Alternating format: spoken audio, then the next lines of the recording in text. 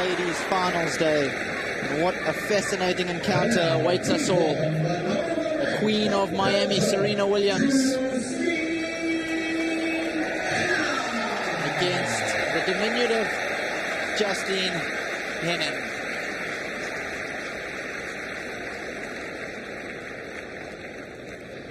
Two former world number ones going head-to-head. In fact, Henin will assume the number one ranking after this week yet again. She'll take the place of Maria Sharapova on the top of the pile.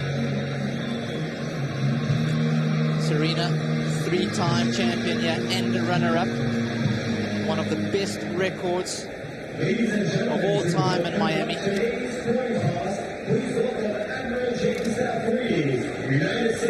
2002, 3, and 4, she took the title here, and a finalist in 99.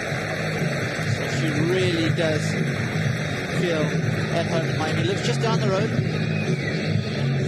Palm Beach, Florida. Henin from Belgium, Liège.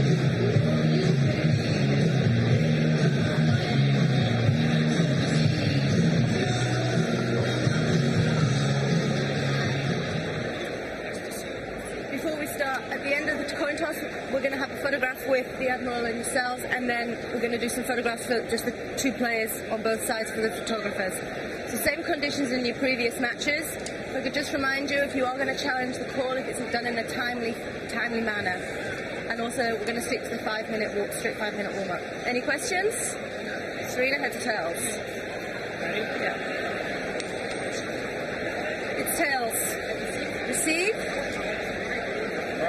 So if you want to... So Henin is going to receive. She won the toss.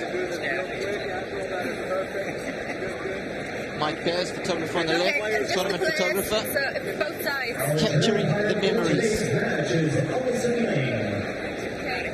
And one for next year's program. Once again, ladies and gentlemen, let's hear it for Admiral James Saffery.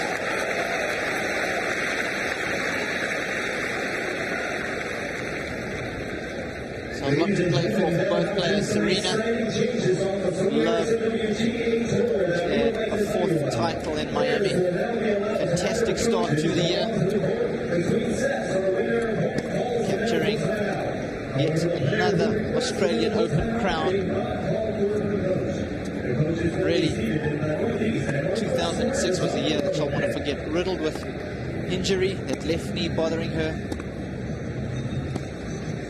Played 4 tournaments. As you can see, that ranking by her lofty standards, it's not great, but it is a massive improvement. As I said, winning the Australian Open, just playing here, almost finished outside the top 100 last year.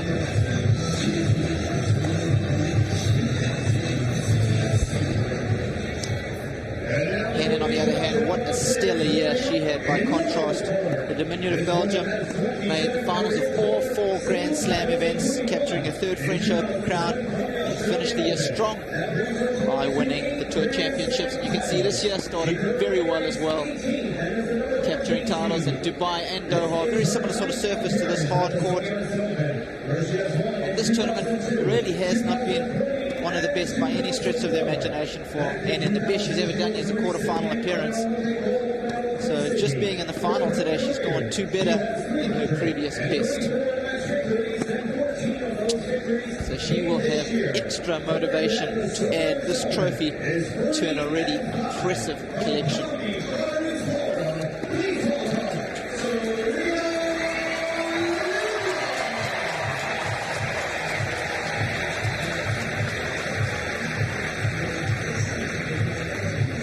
Williams, who leads the heads-to-head. In fact, the last time they played on a hard court was way back in 2001. Alison Lang taking charge of the match. Very experienced.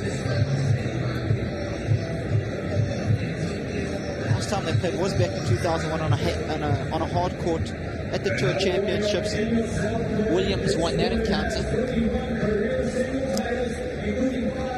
The other encounters coming on play. Serena's road to the final. She really has made easy work of some tough opponents. Sharapova struggling to get 2 games, and Shahapia, who took her all the way in Australia, not managing to win a set. Henin, on the other hand, had to come back 5-1 down in the 3rd set against the French girl, Virginia Rosano. Go deep into a tiebreaker to win that. Tight match against Nadia Petrova. But really saved her best tennis for the end, where she dismantled Anna Chakmatadze with the loss of only 5 games.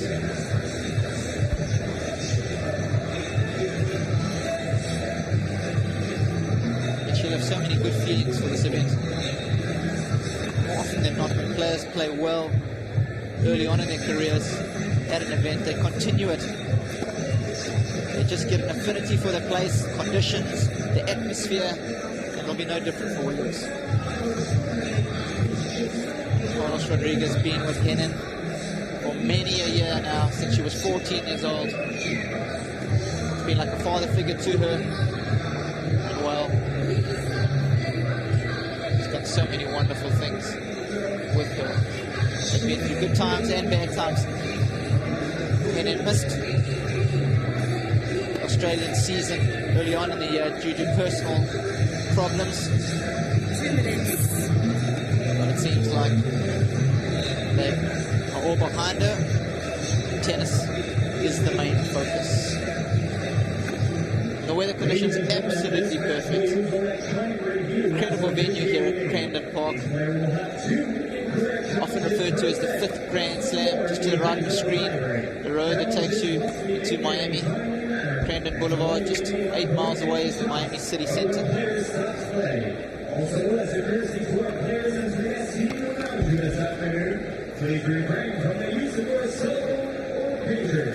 Last time these two played was in Wimbledon, 2003. Serena won that encounter pretty handily, but before that, it was Henin on the clay courts in Charleston and Roland Garros who came out on top, which you'd probably expect. She prefers the clay courts. Serena's mother, regular figure.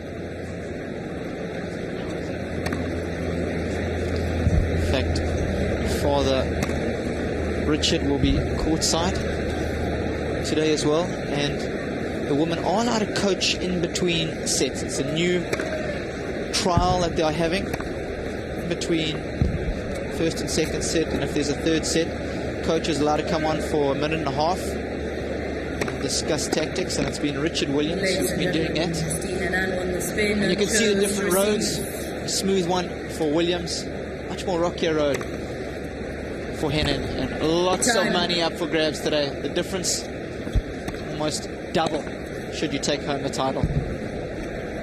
Valuable ranking points. And there he is. Was involved in a little car accident this morning, I think, was Richard Williams. Not the only one, was he?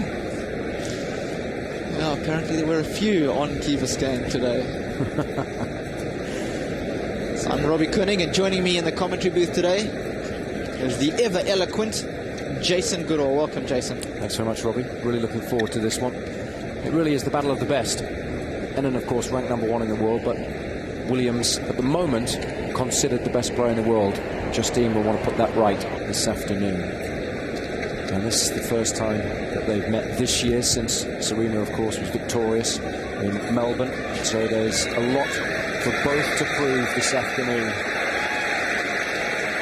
And that's why, with that added spice, it should be an absolute cracker. First set. Serena Williams to serve. Ready, play. What a cracker this could turn out to be. Serena Williams to get things underway.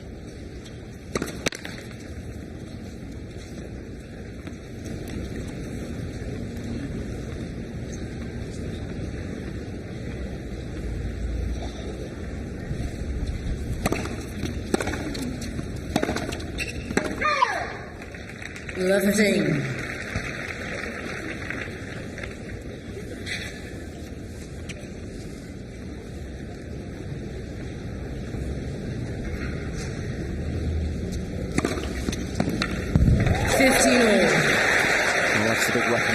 Oh, Serena, that first serve.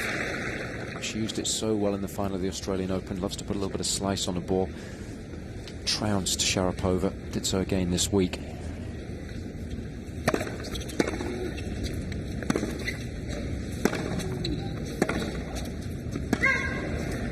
I think that's going to be one of the key battles today. Serena's serve, Justine's return.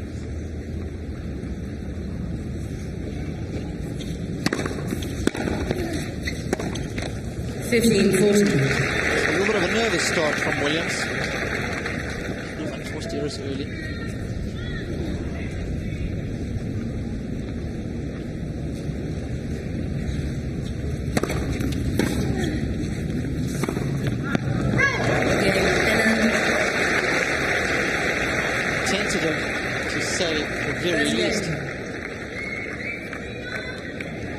Particularly well. Wasn't that aggressive either. Justine doing nothing more than simply putting the ball back in play. But that's a start when you're up against Serena, who will be looking to take advantage of the slightly weak Henin delivery, especially the second serves. If they drop short, Serena will be stepping up the court, taking the ball on. Justine Henin to serve. Very intimidating figure.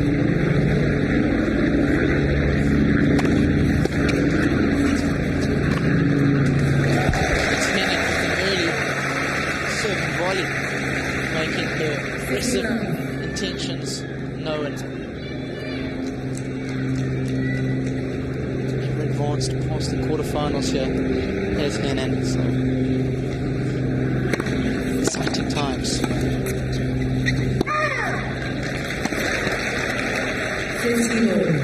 Serena in her previous victories here, beating Jennifer Capriati twice, 2002, 2003. And then Russia's Elena Dementieva with the loss of just 2 games in 2004.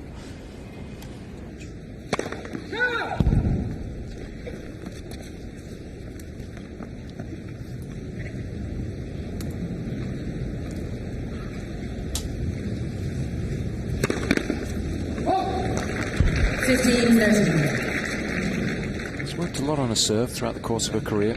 Changed the motion numerous times. Still looks a little forced at times and sometimes loses a rhythm on it.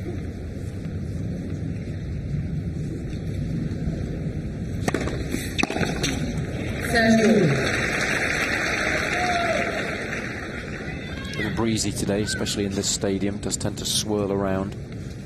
It can be hard to serve well, especially from the end that Justine's serving from at the moment. Looking directly into the sun this time of the day.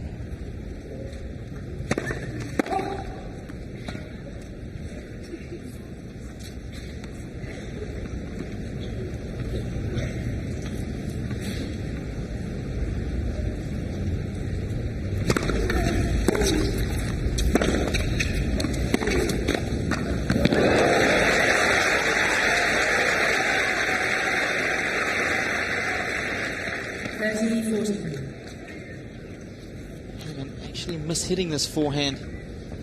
Lady luck was with Serena. That brings up early breakback opportunity.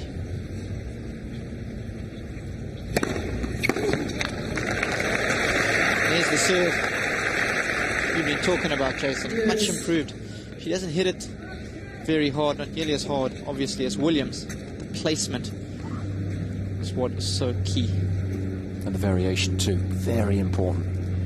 Keep the returner guessing.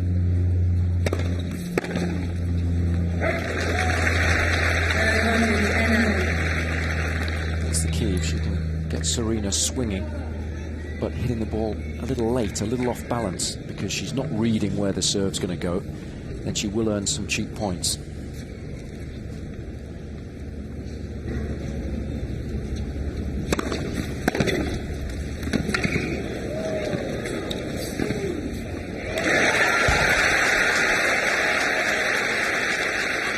Early on in the match, Henin directing the serve towards the Williams forehand. It definitely is her weaker wing.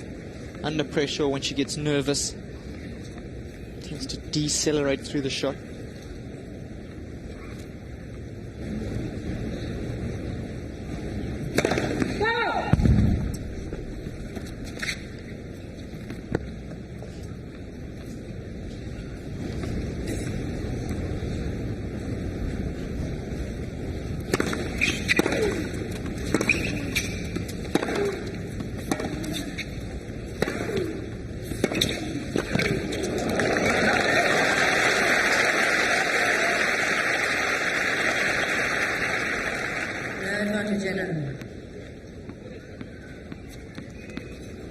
Ever present.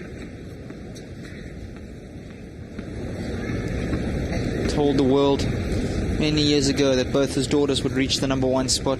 Wasn't he just spot on? A couple of people thought he was crazy. He's proved them all wrong.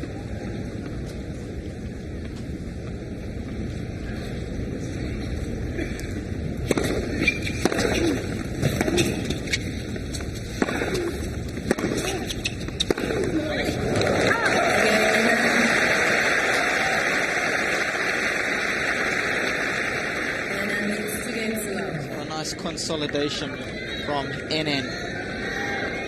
Both these players played many big matches in their careers. Henin, 5 Grand Slam titles under her belt. Williams, 8. 31 and 27 titles respectively on the women's tour.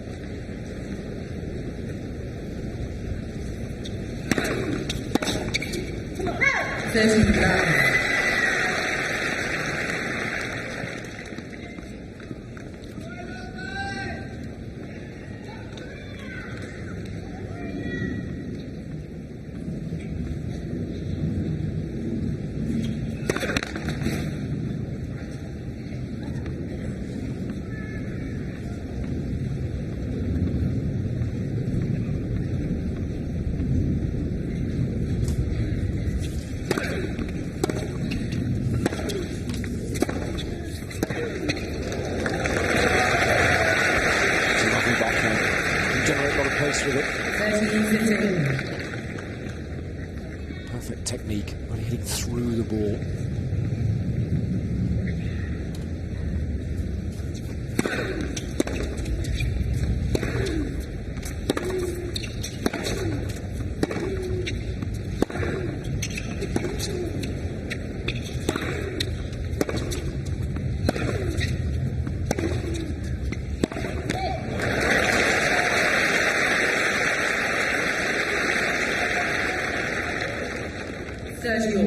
Two of the best backhands on the women's tour. It's going to be an interesting contest.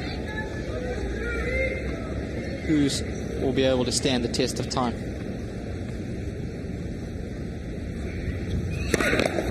Let's pursue this.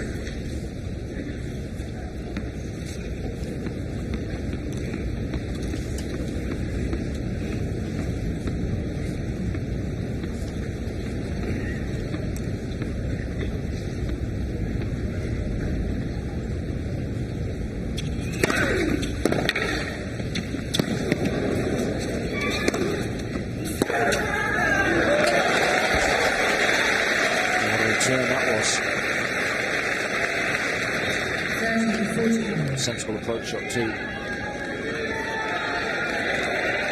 a big point this is. So early in the match.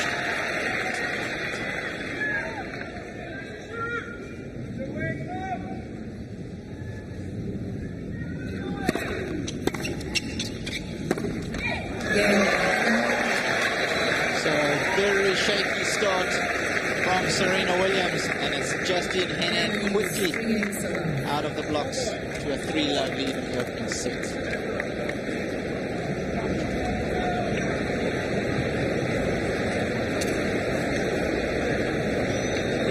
it's interesting in these big matches because you always want to start well, but I don't think in Justine's wildest dreams she would have thought it should be a double break up in the first change of ends. And now it's all about trying to continue the whole serve. You never really know where you stand when you're playing against Serena because she has the ability to hurt with more areas of the court. But when she gets on a roll, she can win game after game after game. The downside to the way she plays is that when she's playing poorly, she can make error after error after error.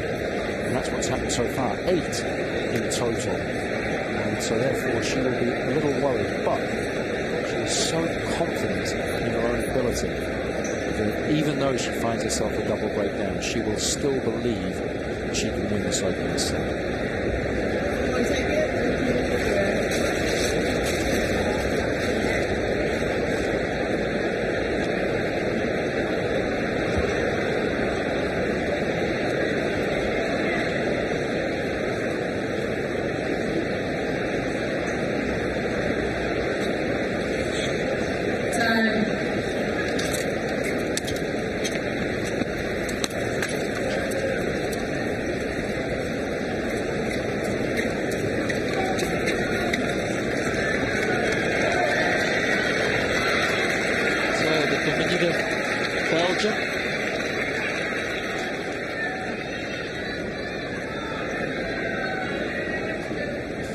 Commanding lead early on.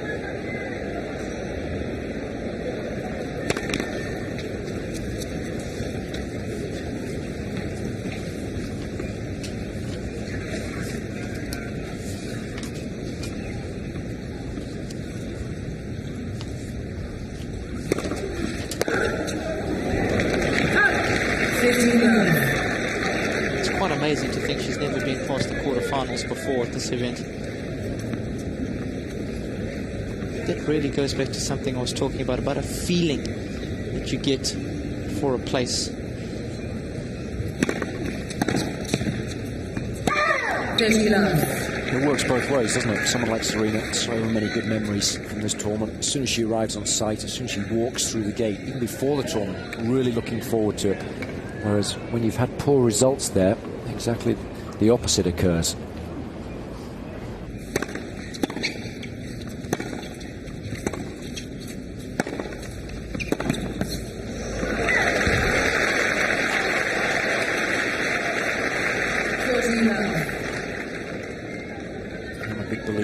Manifesting your own destiny, and that's exactly what happens. That's why it's so important to not try and let those negative thoughts enter your mind when you turn up at a tournament that you haven't had a lot of success in.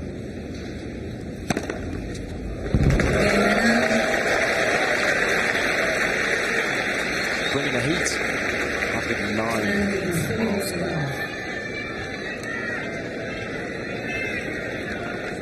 What a start.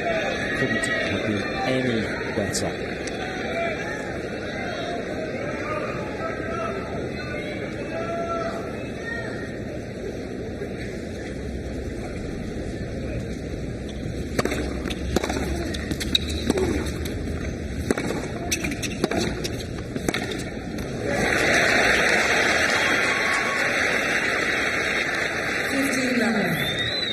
Talking about good starts, both these players.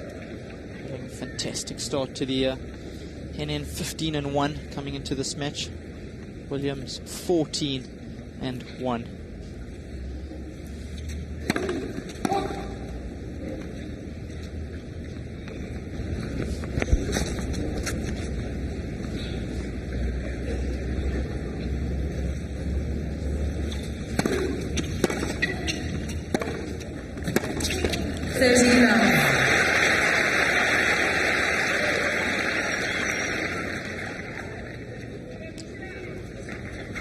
A little bit of the pressure, no question, for Serena today. She's playing at home, or it was almost home for her. It was just down the road in Palm Beach. Always want to do well. Probably lots of friends around. She's had a lot of celebrity friends come in. She really does want to complete the job.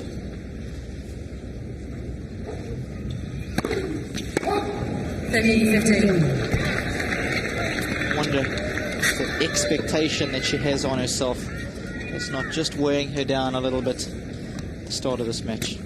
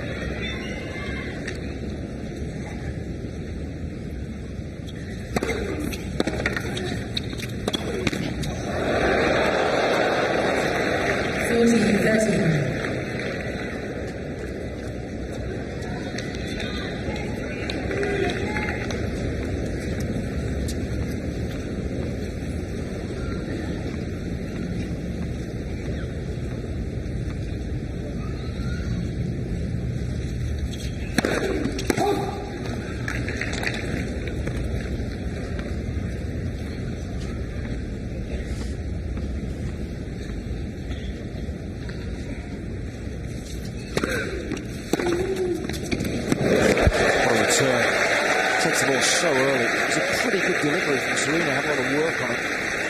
It didn't matter. Technique there, superb. That ball was above shoulder height, but she still had the strength to direct the ball up the line. Phenomenal shot.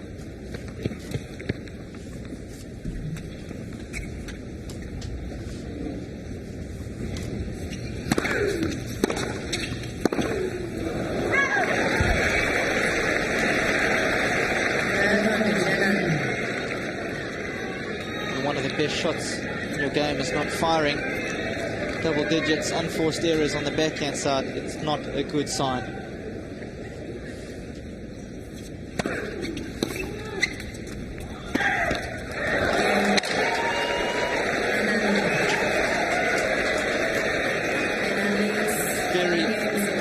Very disappointing start for Serena in this opening set, yet to get on the board.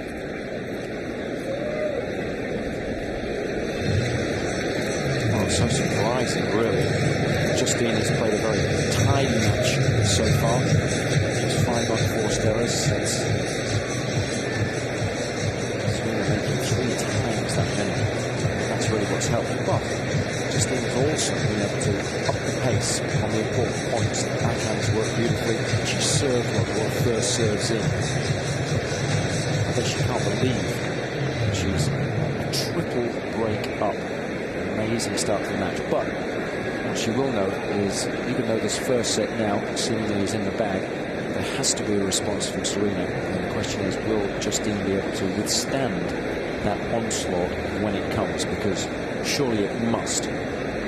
Sometimes you can start a match really badly and actually it works in your favour. Lose the first set so quickly that mentally you can just wipe the slate clean at the beginning of the second and say, look, it can't be any worse. Off we go. Sometimes when you lose a tight first set, a tie break, it can be even more frustrating, and sometimes it can be hard to forget about that at the beginning of the second set. But when you get trounced, sometimes it's slightly easier to start afresh at the beginning of the second, and that's what Serena will be hoping is going to happen here.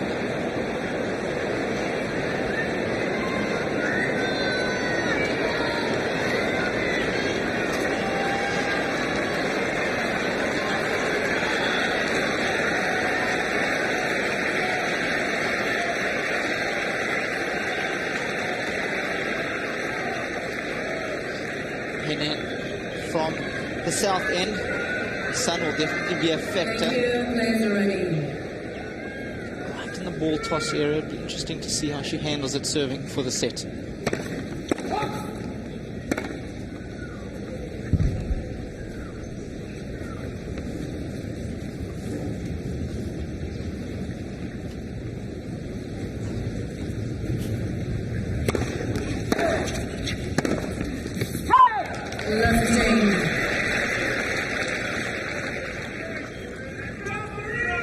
Important here for Henin to hold serve, just to send the message, I'm completely dominating you.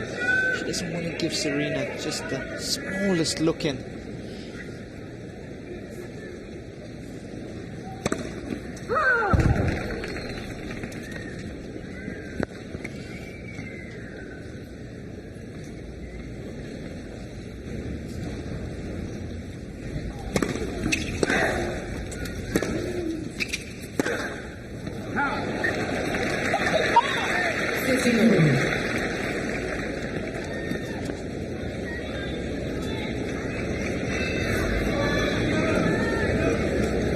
Not a happy camper.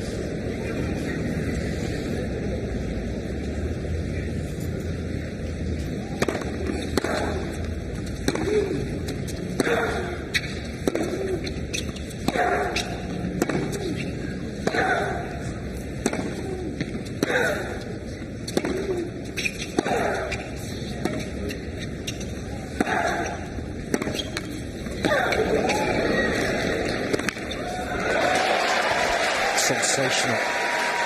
Turning defence into attack supremely well. The length that she got with the penultimate shot was the killer. Serena did well to get that one back in play, but check the backhand. Sweet.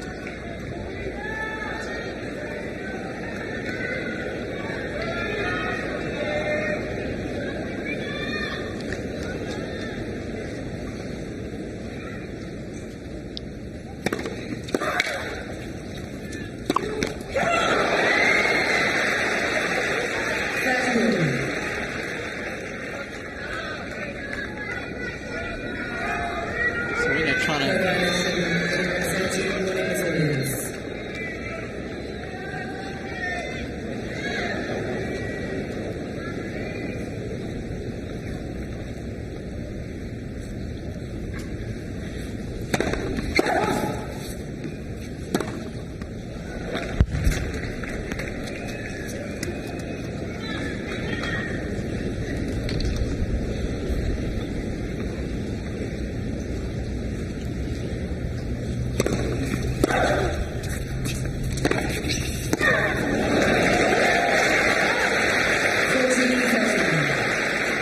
trying to fire herself up,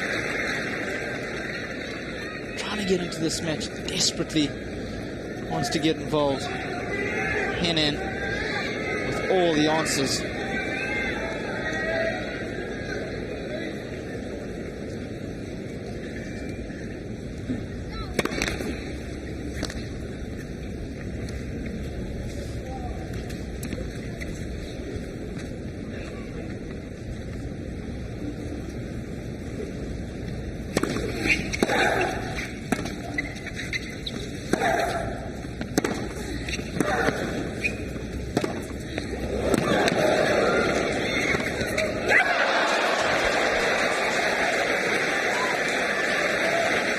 Good hustle. Not many players would have been able to get that forehand back in play. There, just made Justine play one more shot. Often that's all it takes. Forces opponents to go ever closer to the line as they look for the winning shot.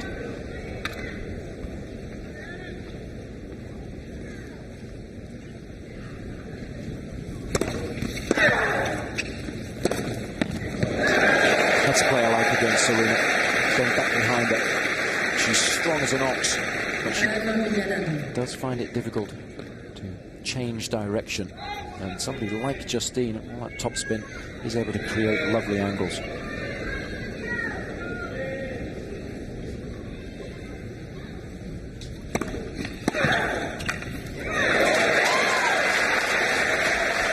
This is a better game from Williams. Much more aggressive.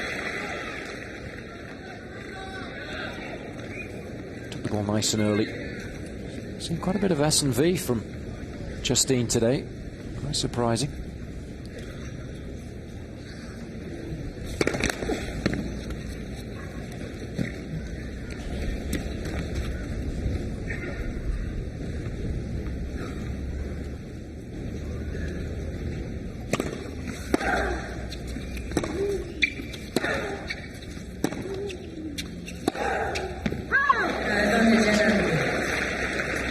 Well, it's the right idea. Most of the backhand she's been missing have been going halfway up the net.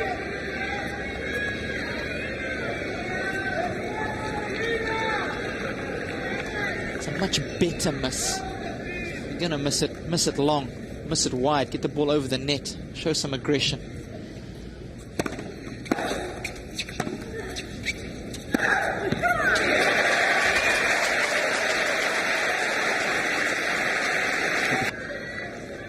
Good response.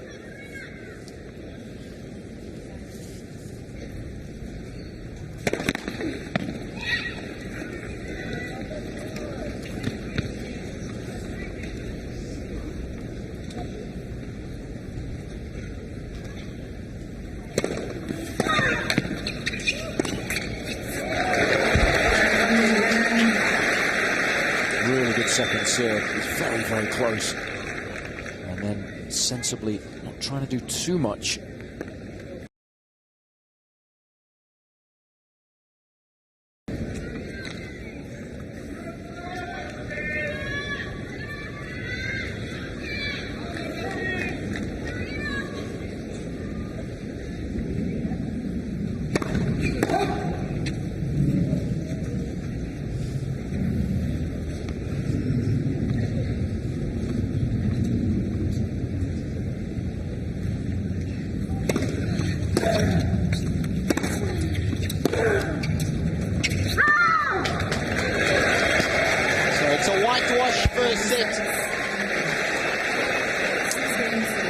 Justine Henin. She would never, in her wildest dreams, have guessed that she could have had such a fantastic start against Serena Williams. Oh, what a surprise that was, but very important last game there. Serena, much more positive, much more aggressive. Body language was good too, getting fired up. So even though she's lost the opening set, she'll feel a lot better about herself and the situation at the beginning of the second. And that's the key now.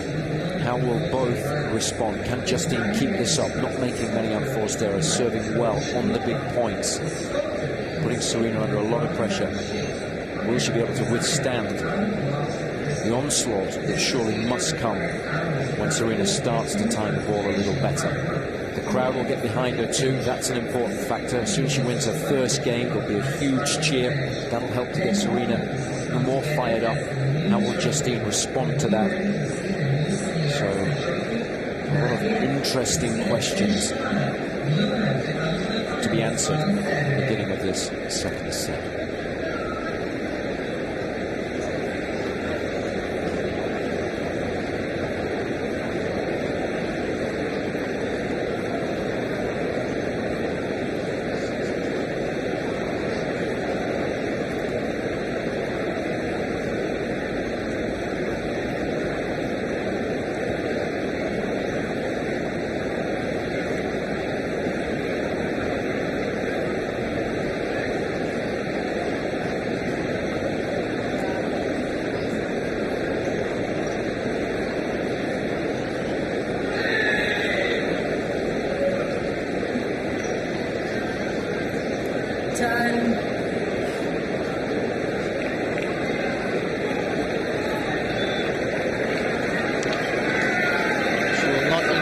One little bit the fact that she really has been humiliated in front of her home fans.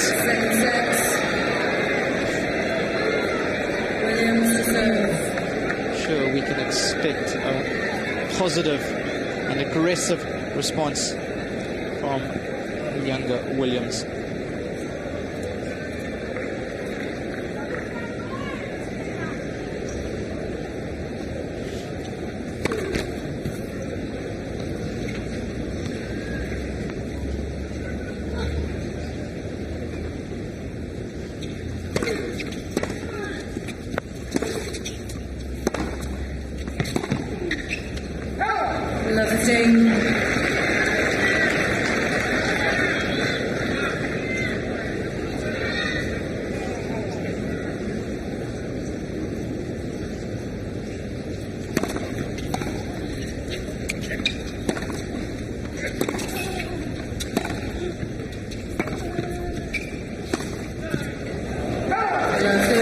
This is a good lesson for all you budding young tennis players at home. If you're nervous when you start a match, rather play too aggressively than too defensively. When you play defensive early on, it takes so much longer to find your game than when you're aggressive.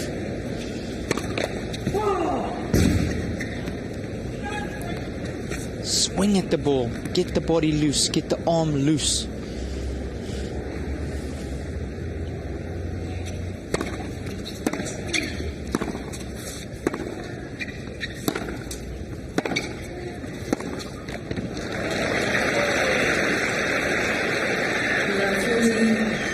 Amazing, really, how you can come out in such a big match and hit the ball as poorly as Serena has so far.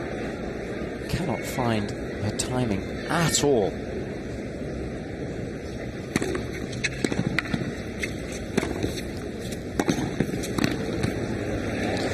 She's got it.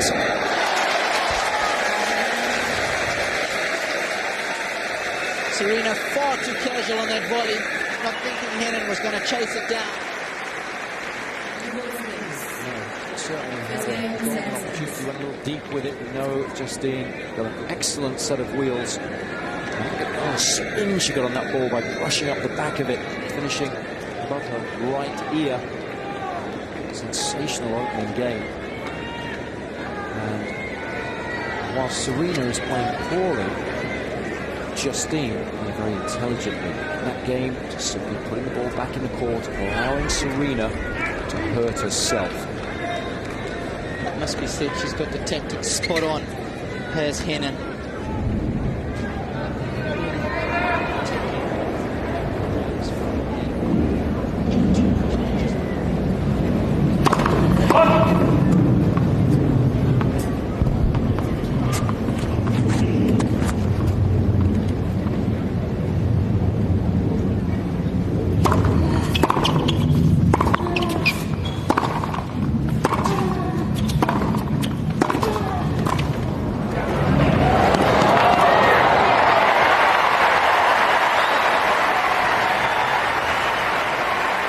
Managed to get that one back in play. That's what she does. Put you under so much pressure by making you play one more shot each and every time. Good to see Serena trying something a little different coming into the net, seeing as the ground strokes aren't working.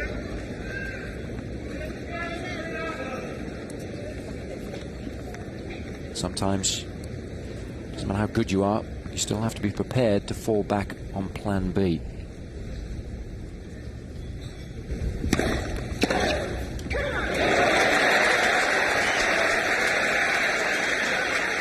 Serena catching that return a little late, getting away with it. You can see just a tad bit late, and that's how she's able to get the angle.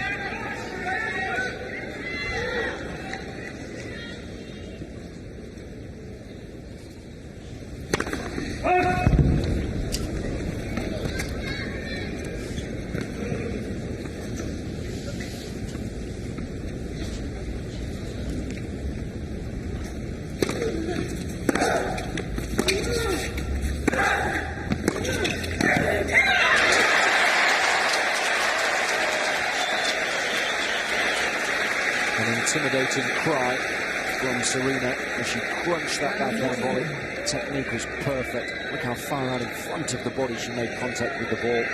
Firm wrist, good grip on the racket.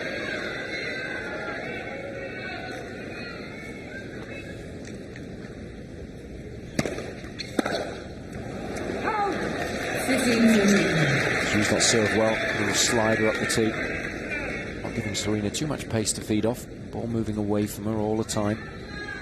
She'll do well to get out of this game unscathed. And if she doesn't, wait for the roar.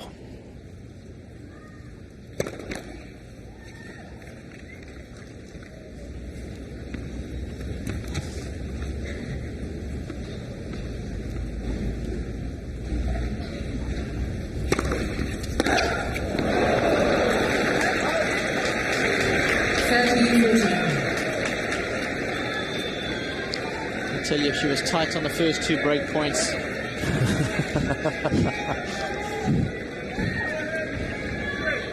Be interesting to see if she can make any contact with this one. Great serve. There it is again, but surely Serena's got to start reading that. But the good thing as far as Justine's concerned is she's sticking with a winning game plan until Serena does something about it. That's what she's got to do.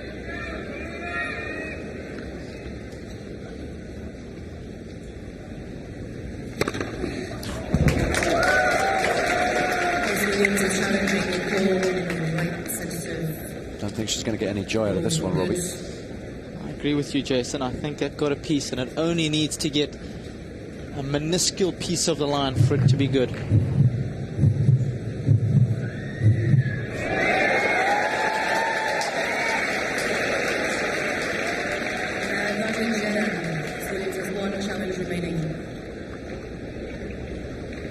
Not many chances remaining either.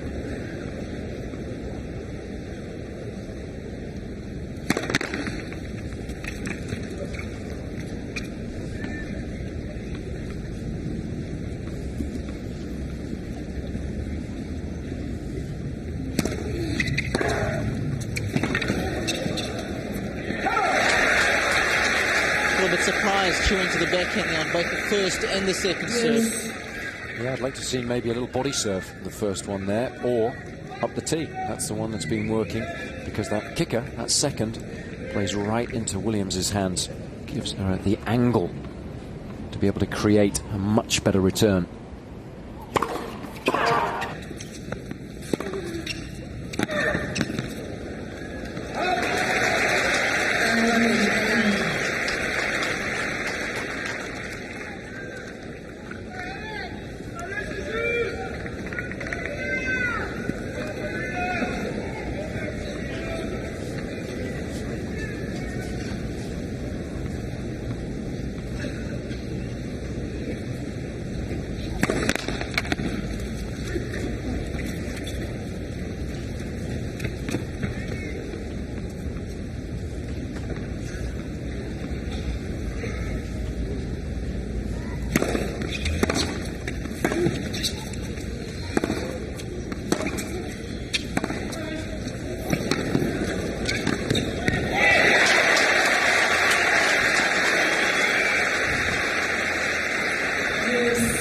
So easy when there's no pressure.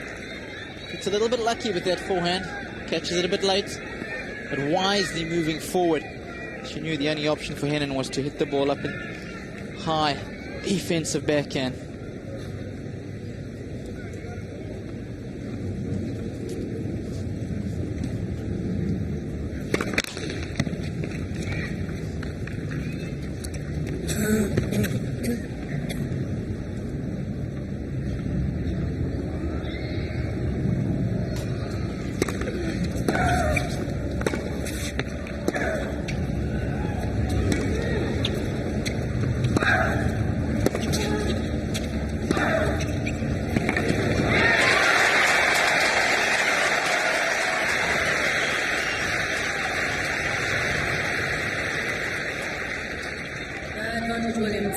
Well, this would be an amazing turnaround after squandering those 3 break points and then facing game points. If she were to eventually win this game, then the crowd would, for the first time in the match really, get right behind it.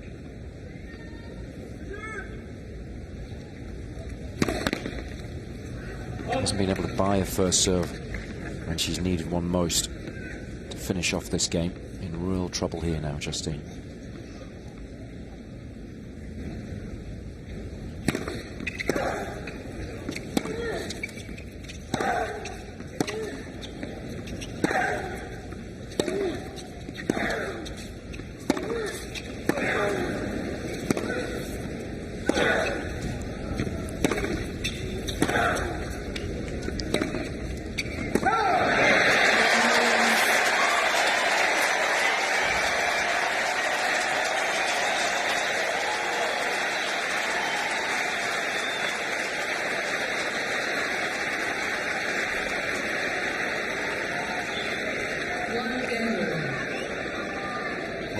To be seen just how important that game was, but you get the feeling that it was hugely so. Can she build now on the first breakthrough?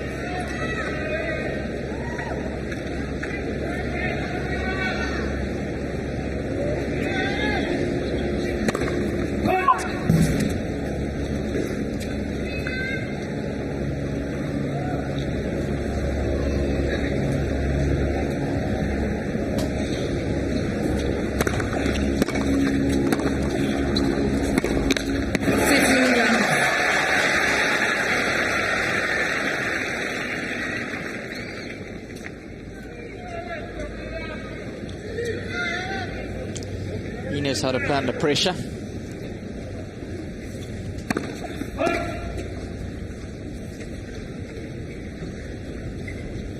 He's having a pretty good season, isn't he, Robbie, this year?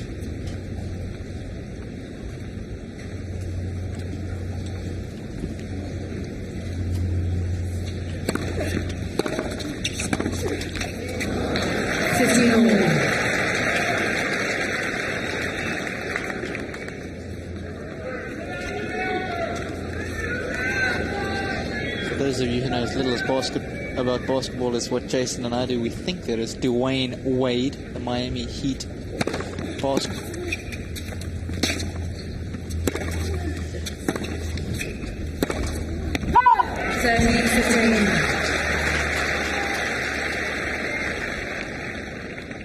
Getting right behind Serena. Sportsmen always appreciate watching the best at work.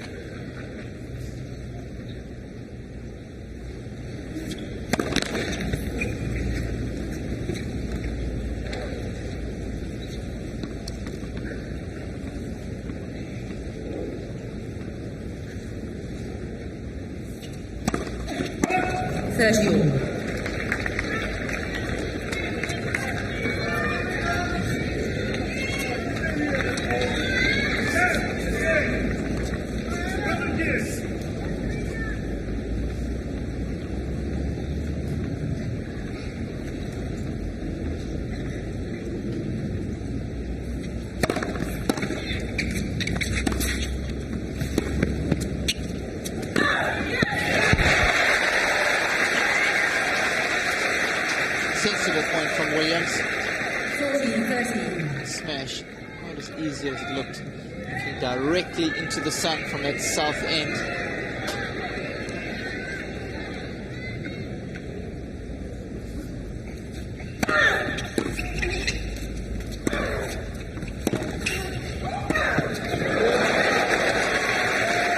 So good under pressure, Justine. I think the best in the business on the run. Chases so many balls down. Footwork is immaculate, and then she's able to get the ball back deep. Look at the height over the net there, and the pace. A heady cocktail, too much for Serena to handle.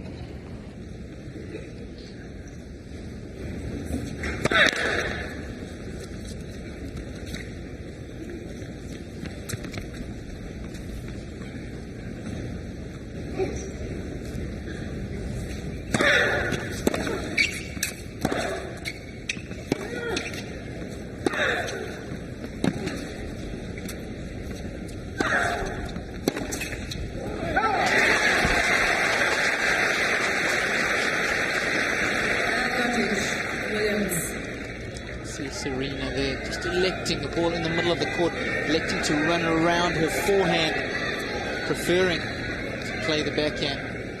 Much more comfortable off that wing.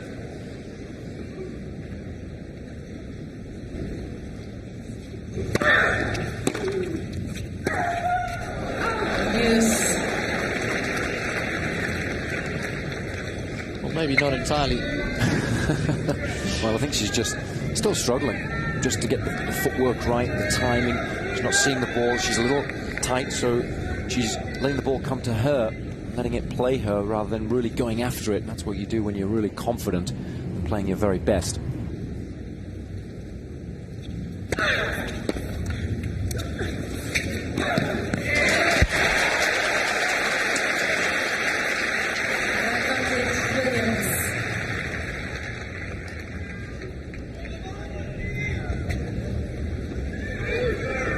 Currently sporting an injured shoulder, so he's got plenty of time for a little R&R.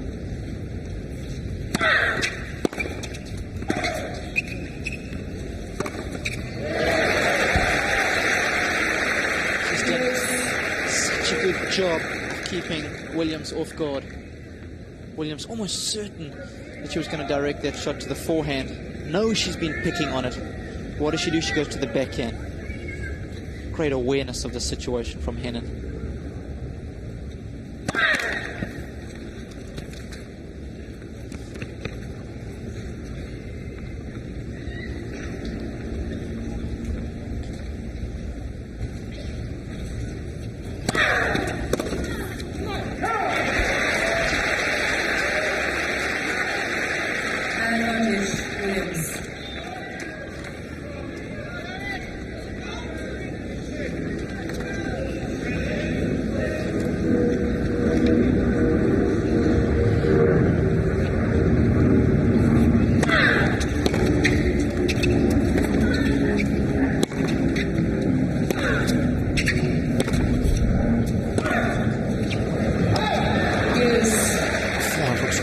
Times, doesn't it? Just as you were mentioning earlier in the match, finds it difficult to swing freely through the ball, and the head tends to jerk up. She stops having just made contact with it, and that's why she finds it hard to control the ball.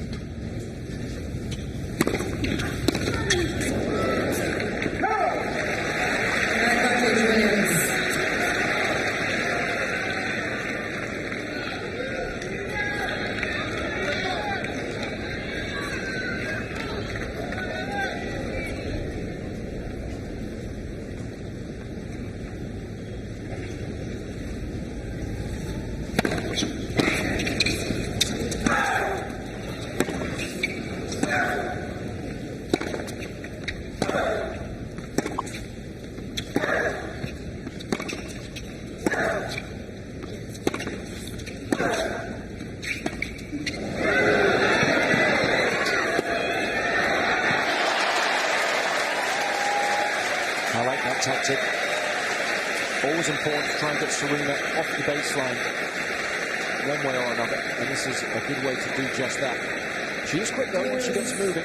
Did the right thing by going up the line, tried not to give Justine too many angles, and perhaps she was just a little fortunate with that backhand. Didn't quite time it perfectly, but had enough margin for error, and she still made the shot.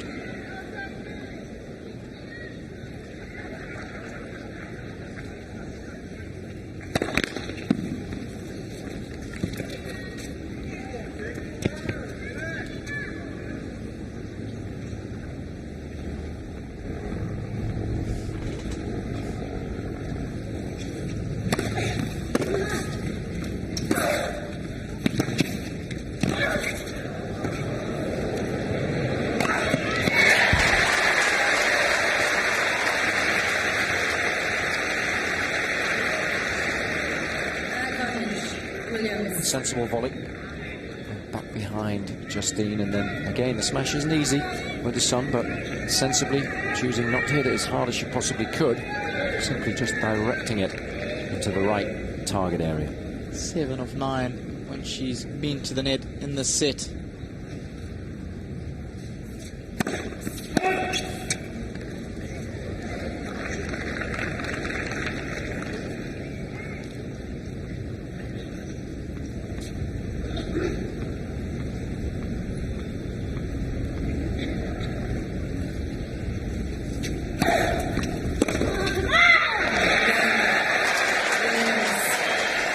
So finally, Williams gets a nose out in front. Still much to do.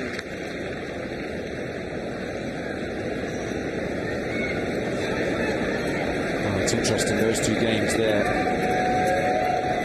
lasting almost as long as the opening set, and it remains to be seen just how important they're going to be, but I think hugely so. Serena now, even though she's not playing her best by any stretch of the imagination, in the lead for the first time in the match, and crucially showing Justine that she is prepared to fight, even though she's not playing anywhere near as well as she would want, and that is very important. On a big stage like this, having lost the opening set 6-love, many would have buckled, they'd be embarrassed, and they wouldn't necessarily be prepared to really guts it out, and would be prepared to try and win with whatever they've got on the court. But Serena is a supreme competitor. Showed everybody that down in Australia, where the vast majority of the experts wrote her off at the beginning of the championships, and she proved everybody wrong by playing one of the best matches ever in the final to dismantle Maria Sharapova, and she's going to try and do that again today, even though she's not playing timing the ball anywhere near as well as she would want.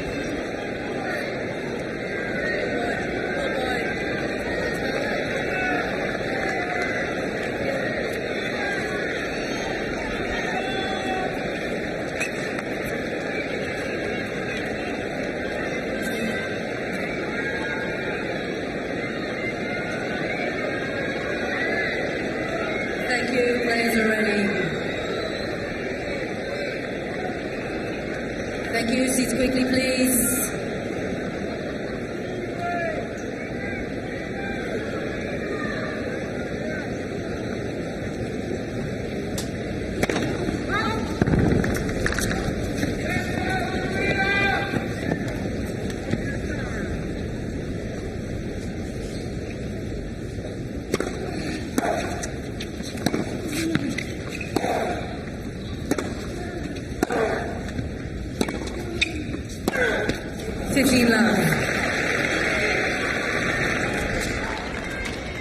Very vocal and showing her feelings about her being the best player at the moment after she's won her matches. Here's Serena showing up the number 1 finger and announcing to everybody in the stadium that she is back. She is back.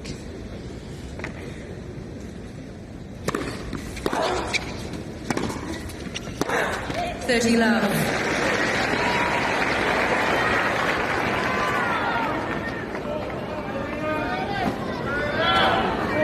Best tennis, but in all fairness, the number 1 position is based on consistency. Let's be fair to Justine, Maria and co.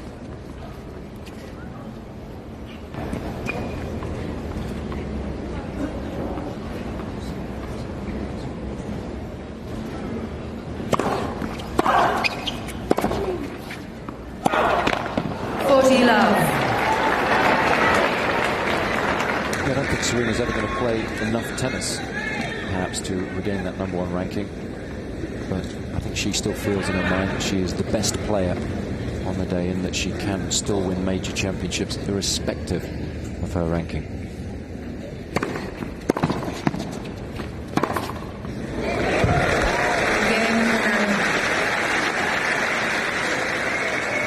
Two games over.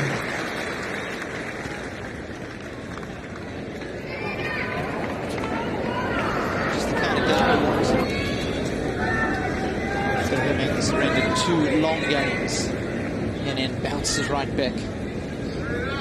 The pressure squarely back on the shoulders of Williams.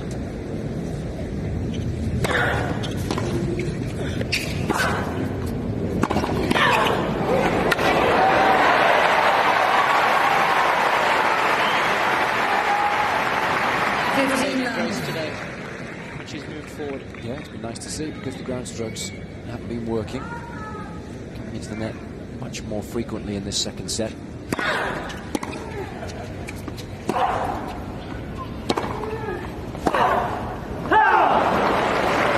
all.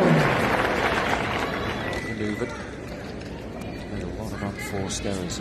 29 in total now.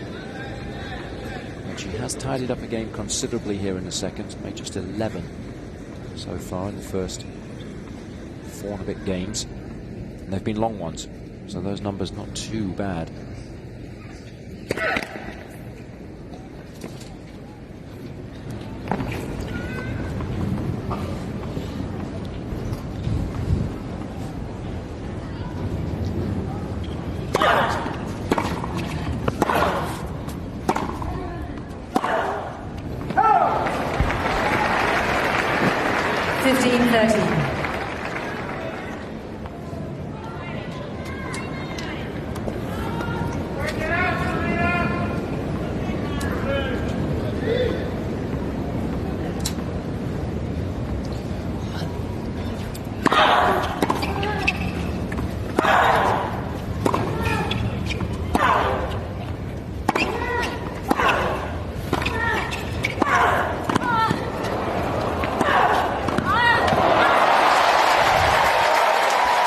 That's why she's number 1. She's got the all-court game and moves incredibly well for someone only 5'6", covering all the angles.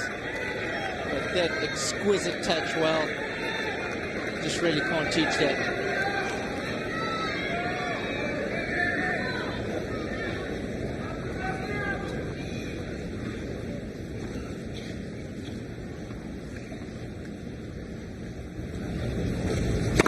Relax for service.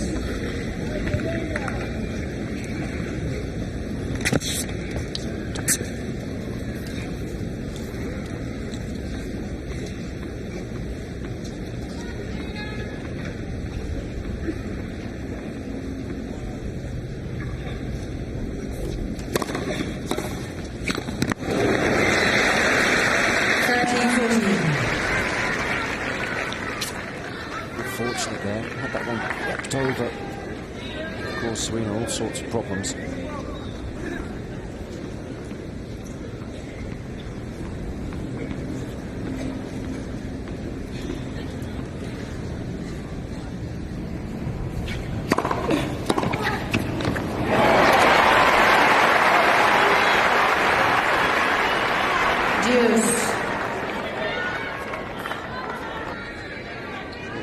Rewarded for that courage.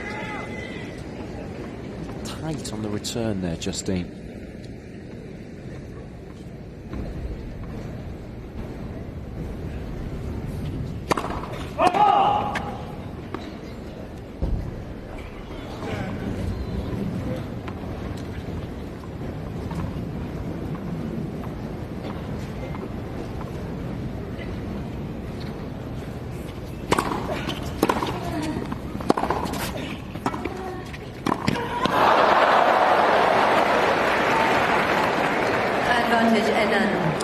Quite remarkable after how many good volleys she said. She ends up missing this one because really it's one of the easiest of the lot. Didn't really give herself enough room there. Almost ran into trouble.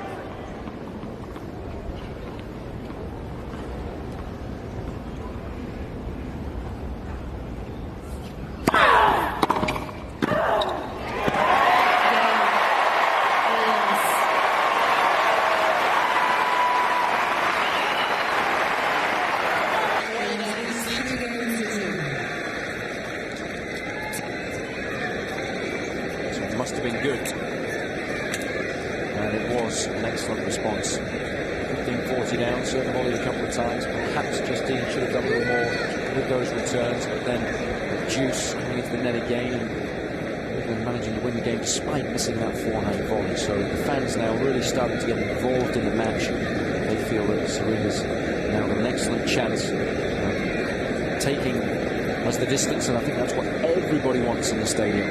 They want to see a competitive match. They want to see an exciting one. Williams has been able to get back into the match. Good use of that serve. How often she goes out wide, 42% of the time. So into the body as well, which is a good tactic to use. And then peppering Justine's forehand when serving to the hand court as well. Not going out wide to the backhand that often, because obviously Justine's backhand is phenomenal. So tactically, Serena's done well.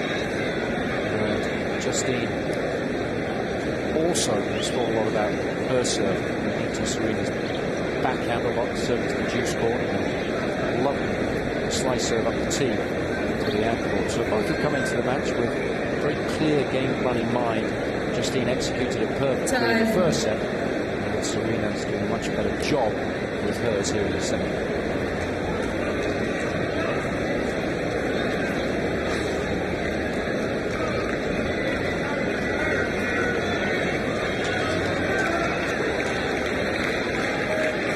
Henin now to stay mentally focused. She's had a couple of close games that she's lost. In fact, all 3 games that Williams has won in this set, Henin has had game points on.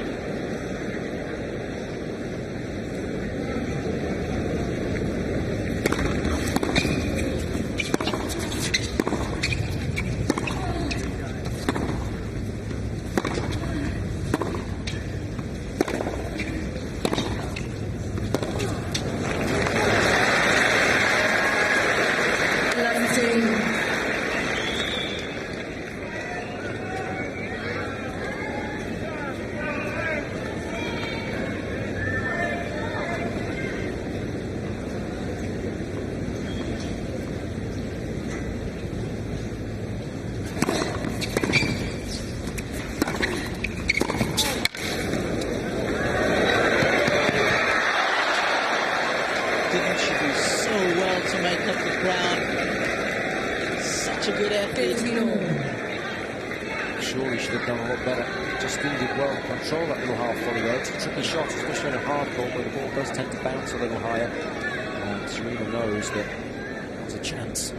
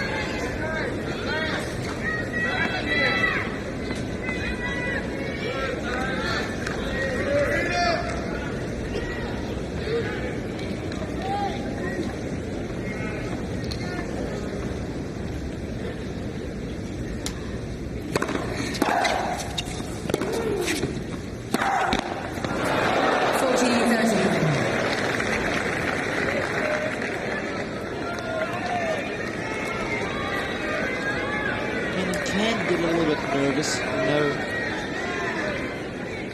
she does get a bit tight. It's a good debate. 4 final Grand Slam finals. Only managed to win 1 of them last year.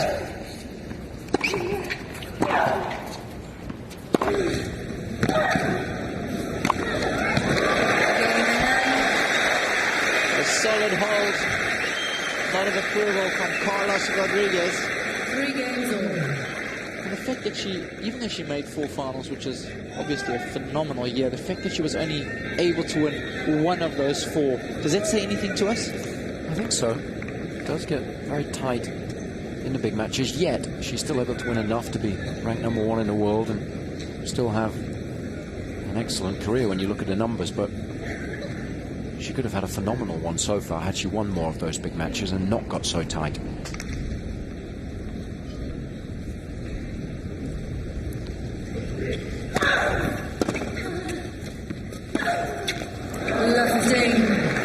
Well documented that she retired in the finals of the Australian Open against Emily Maresmo with stomach cramps, and many believe those were just nerves, not sleeping the night before, convulsions in the stomach, basically nerve related.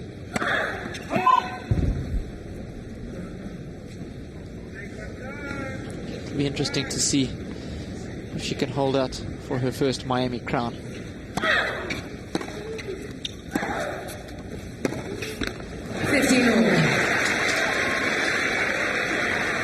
Yeah, you get the impression that there's still an awful lot of tennis to be played before she can get the W here.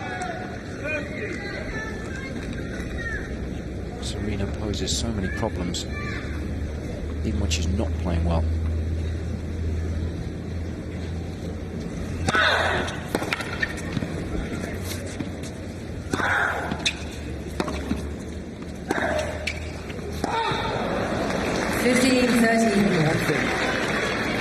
Serena's footwork is when she's not playing particularly well, she gets set too early. That was a perfect example of that first backhand. Flat-footed, didn't get herself in the right position, wasn't able to be as aggressive as she would want to be with it, and ended up losing the point as a result. But always keep those feet moving, just like Justine does. 15,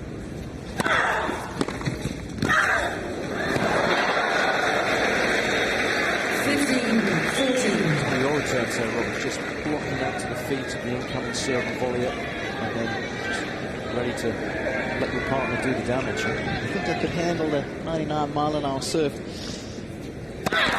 Perhaps I was tailor-made for the women's tour, not the men's. You missed your calling.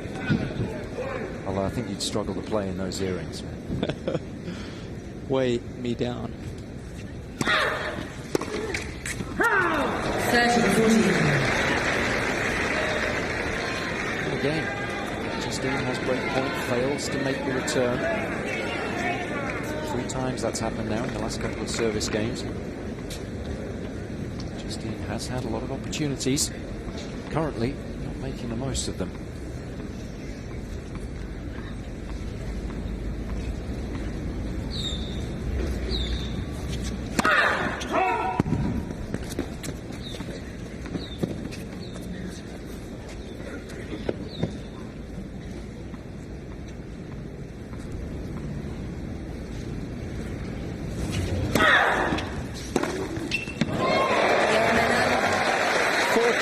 Favours the brave.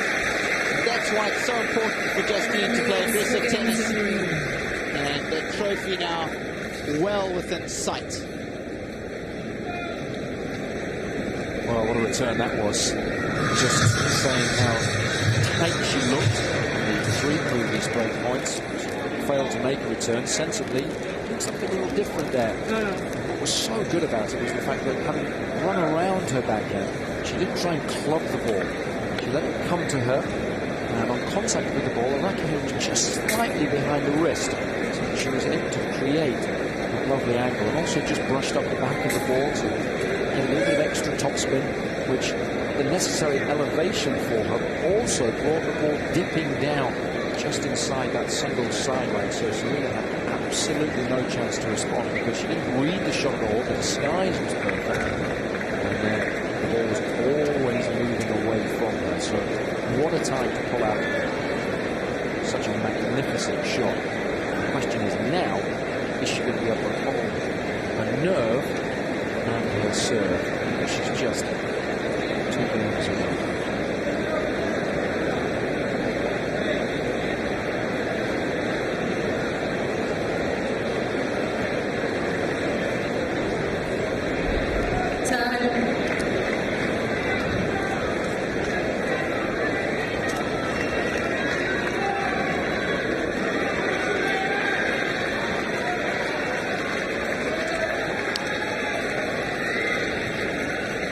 The fact that she's never won here will be in the back of her mind. Players love to add to their collection. She has an impressive trophy cabinet, no question about that.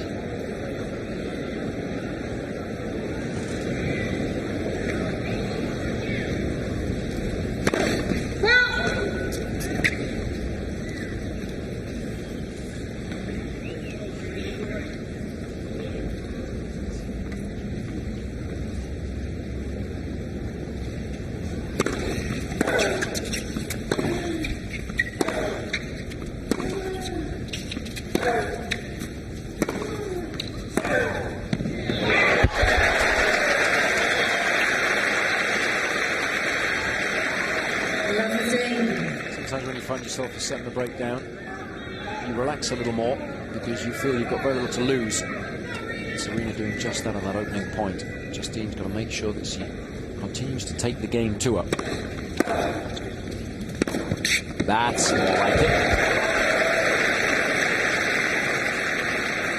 13-all. First service help, of course. Only getting 50% in here in the second set. Only made 12 of 24. But crucially, she's won 10 of 12 when those first serves have gone in. So that's how important it is to her.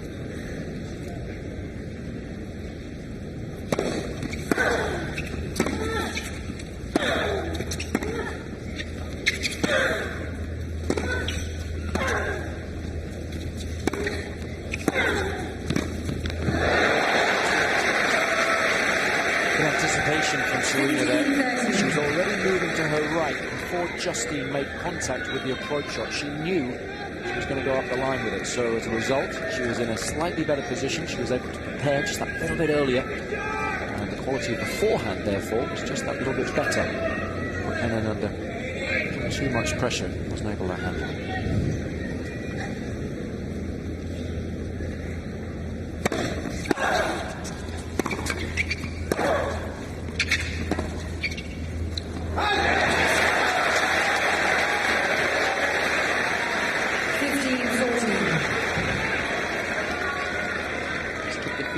This is going to be battle of the nerves. Who handles the pressure better? Who's able to stay calmer, have clarity of thought when it really counts?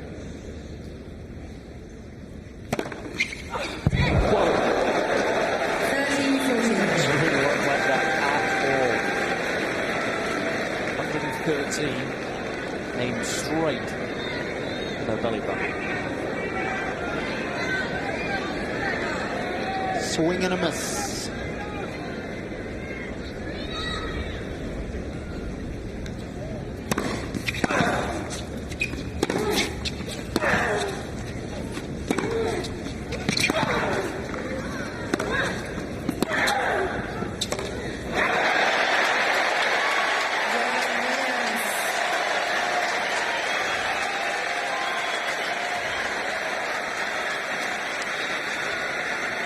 Well, this is a great hustle. 4 games over. This was the wrong shot. Should have gone back behind Serena there. She moves well and was always anticipating the shot into the open court. And that's why she was able to stay in the game that long. What a time to break that, and she knows it. Undoubtedly, right back in the match now.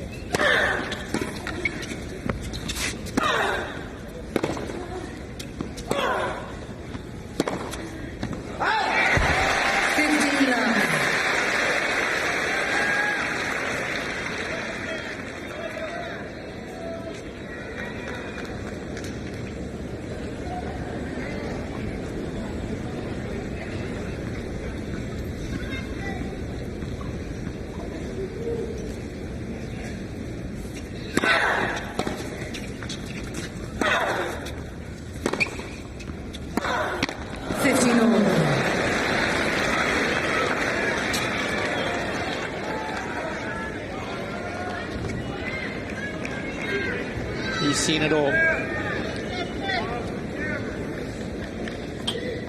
Richard Williams, 2 daughters, both been top of the world rankings, multiple Grand Slam winners.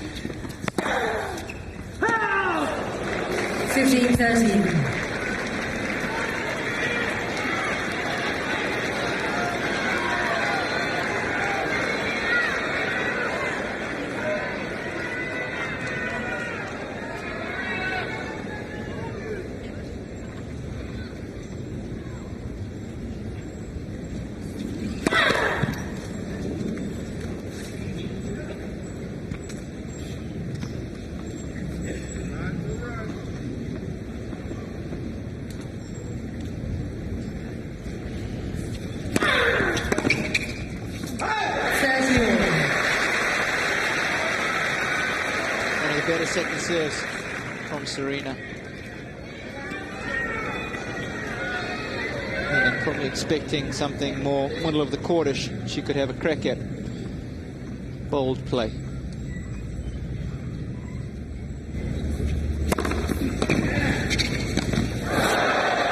you believe she tried that shot? A little drop volley. So tough to execute, especially when you're under racket pressure. They're going to drop the racket head here, trying to come underneath the ball. Terrible shot selection.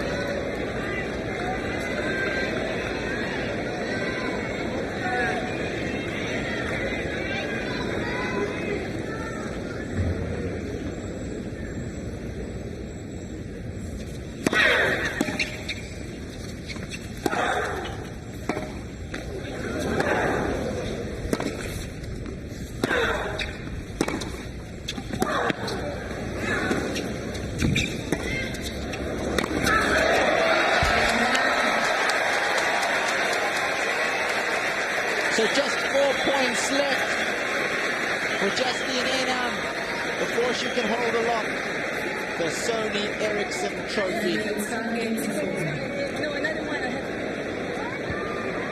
Well, it's going to be very interesting, Robin, to see how she serves in this next game, because remember she had her serve broken the previous service game. She's just going to hold her nerve there. She desperately needs those first serves. She's won 11, 16 in this set so so far when she gets that first serve in. Throughout the course of the match, she's on average winning 2 of every 3 points. So it's so important because she's only won 4 of 12 points when she's missed that first serve. So really stepping up the ball, taking the ball on, clubbing it, and Justine finds it very difficult therefore to stay in the rally very much longer. So crucial that she chooses her favourite serves.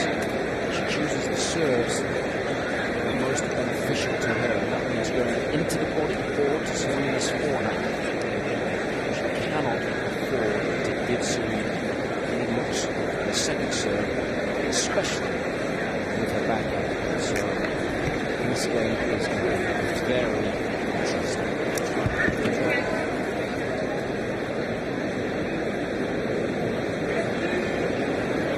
Time.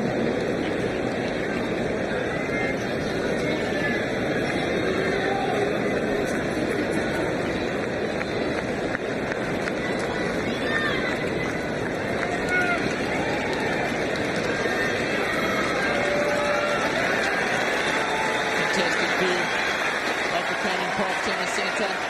The outside courts, top left of your screen, and a full house will greet Justine Henin as she comes out to serve for the match and potentially her first Sony Ericsson Open title.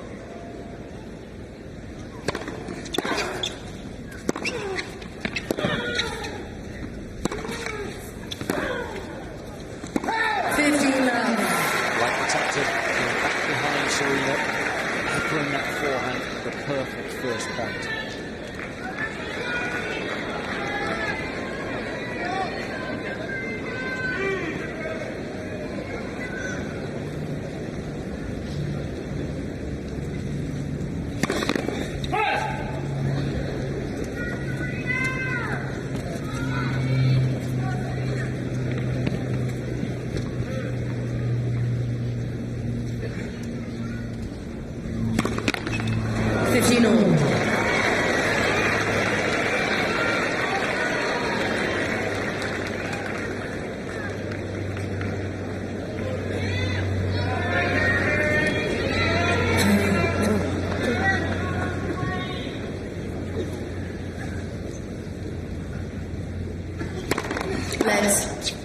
First service.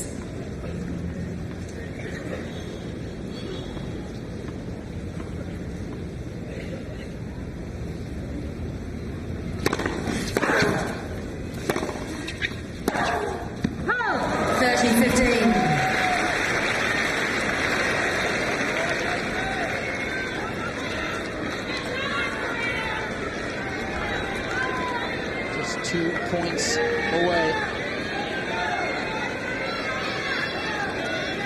Focus vital.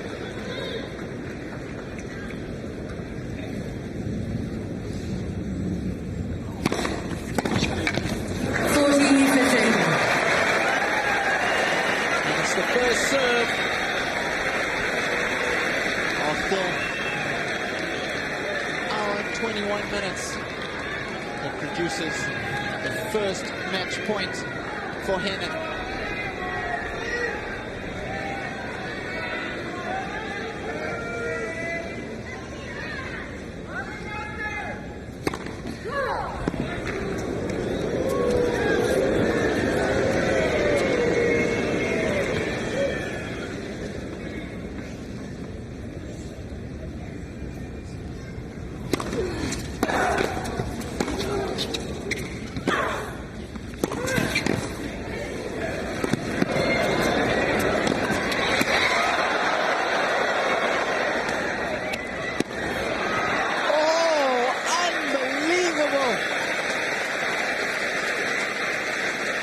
Williams hitting that overhead straight back to Henin. 14-30. Making life very difficult for herself, but it's an ambitious shot that far back behind the baseline. Sensibly taking her time, got to get the heart rate back down, and again, Thank you. desperately needs that first serve here.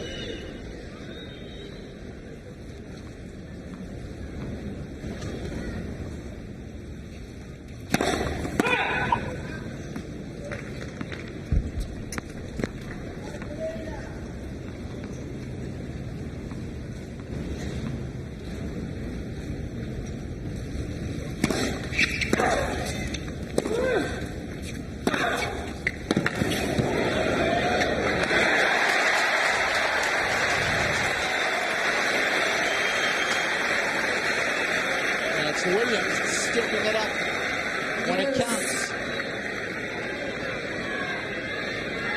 One of the best forehand she's seen in the match. That's what great champions do.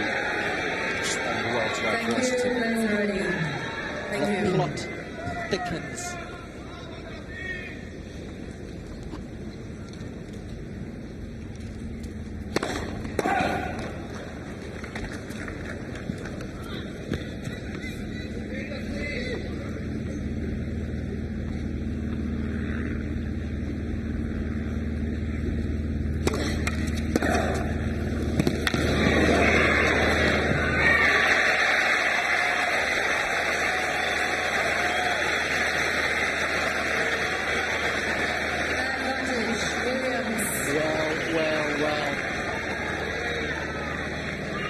Why is she hitting that second serve to the Williams backhand?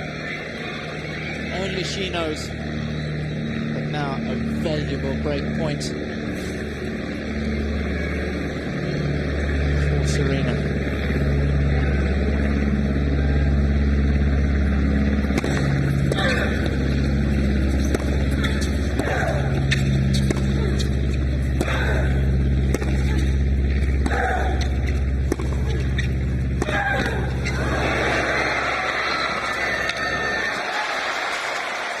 She can barely stand up.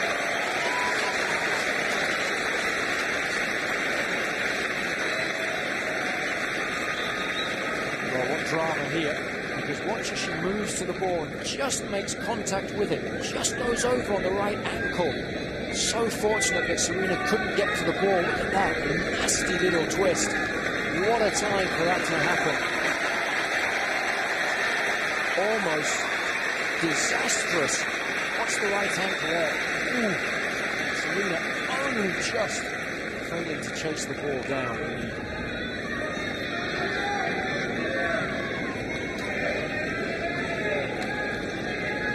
Now, will she gain, try and bring the heat up the tee as she has done those 2 times she served to this side, or will she go with the more profitable slider?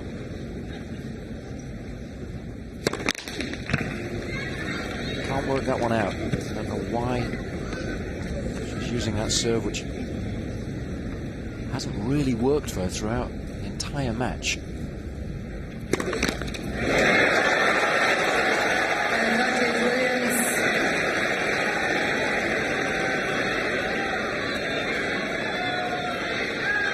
ball tosses all over the place. Definitely put off by the fact that she twisted that ankle as well. Not thinking clearly under pressure in this game on serve too.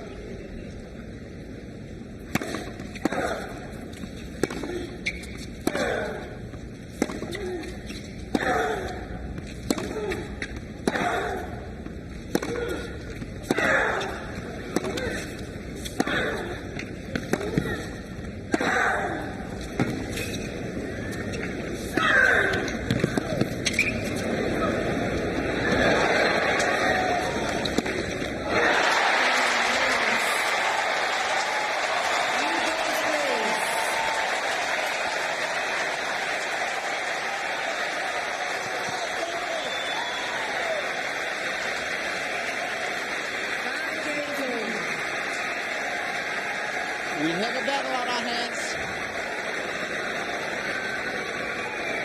It's amazing that Serena was able to pull that one out.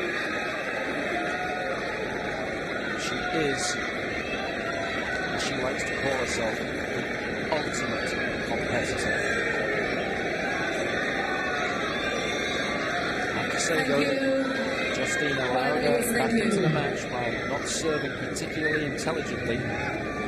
She had chances to wrap the match up. Game on.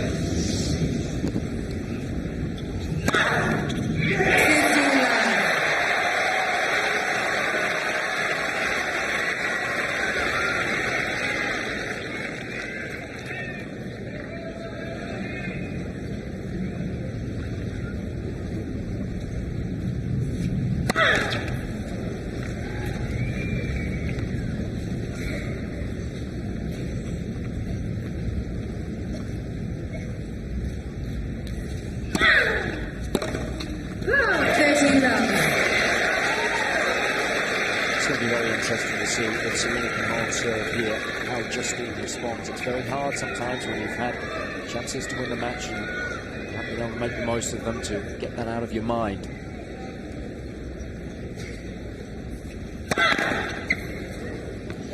She's probably thinking she should be in the locker room or be at the trophy presentation now. Still, she's got a battle on her hands.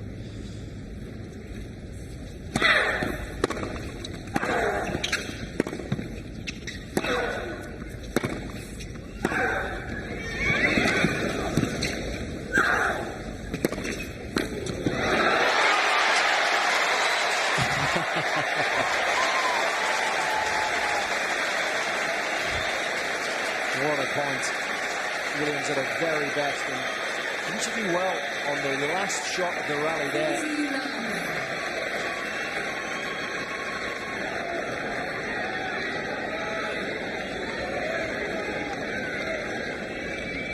That's one for the photographers.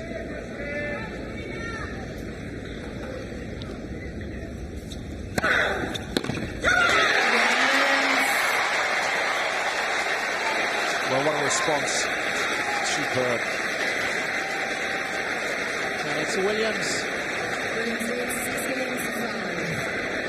Takes the initiative.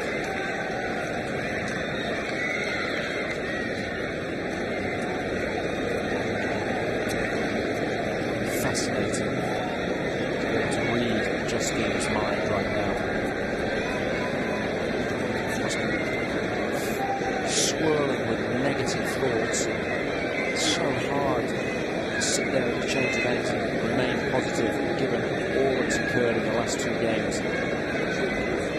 Yes, in all fairness, she did not play great match points. Different story.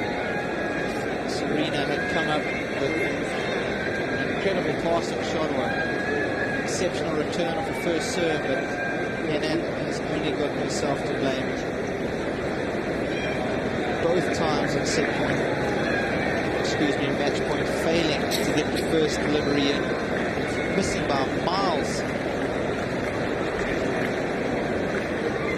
Running to give Serena an inch, she'll take the mile. Crowd too now, only behind her. Running underdog, somebody to battle back. It's the match once more, and it's exactly what's happened.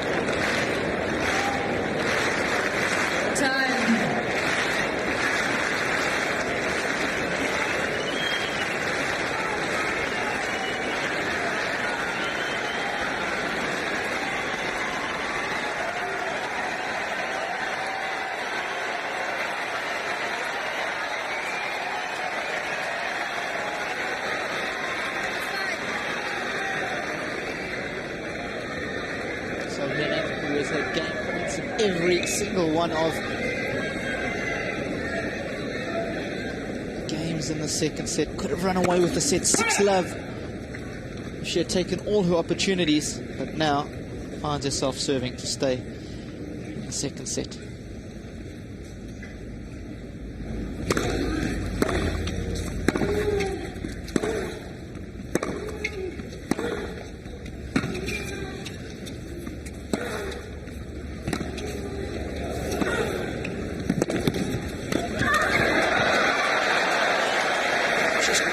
Almost on the court there. Just needed to take that one little step, set the points up beautifully. She has been so successful at the net, 13 of 20 points so far. Just got stuck there. Instead of moving, just lunging for the ball, lost her balance, and as a result, control of the racket face.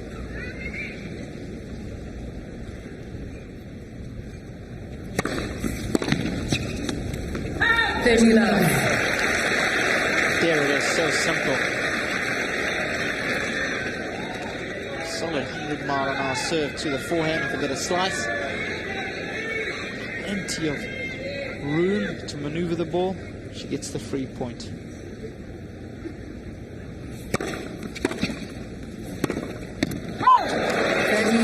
Doesn't need to be that good. A simple shot would have sufficed to set the point up beautifully with the serve, opened up the court. But it's so tempting to try and end the rally the winning shot.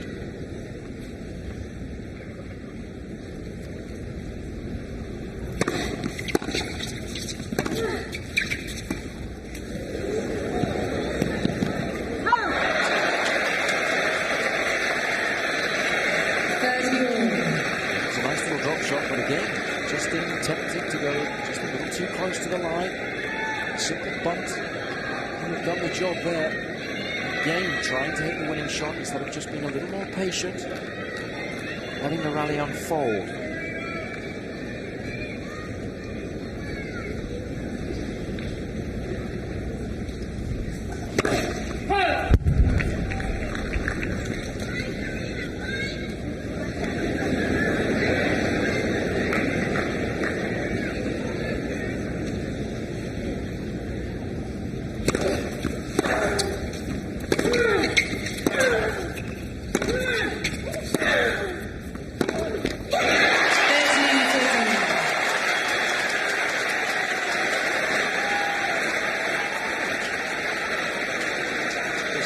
Minutes ago, Henin held match point. Now, Serena, a point and an opportunity to square things up at a set apiece.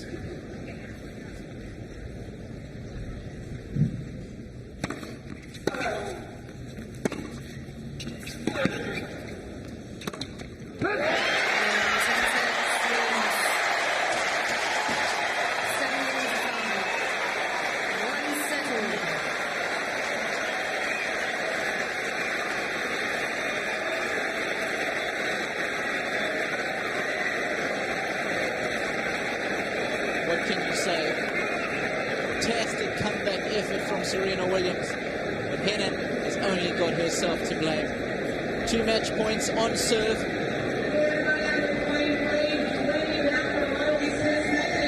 Failed to find the mark with either of the first deliveries.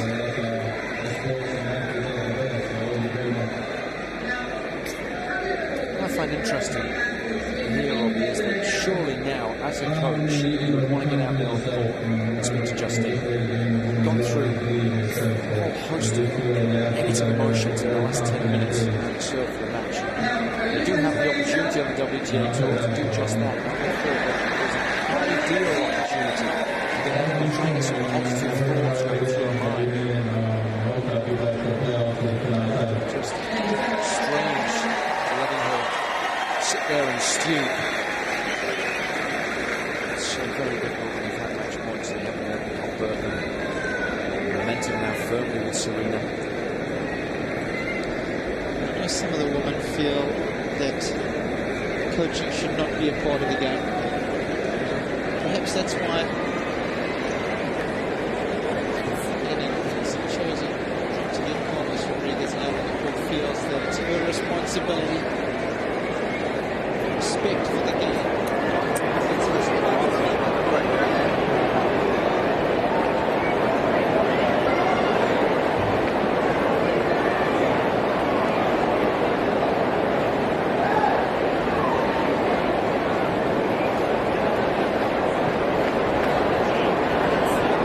Time.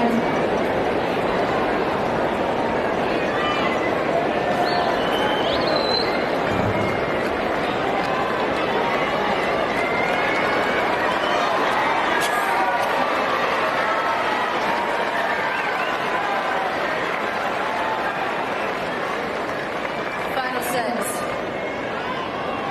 Williams to serve. Thank you. Players are ready.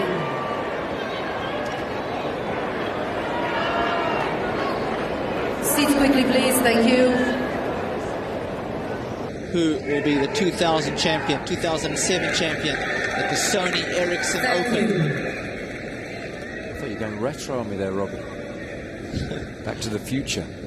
This set is worth nearly $250,000 in prize money. 15-9. Sure, you've played a couple of backyard games for that kind of money, hey, Jace? Never really played my best in the finals here, but gave it my all.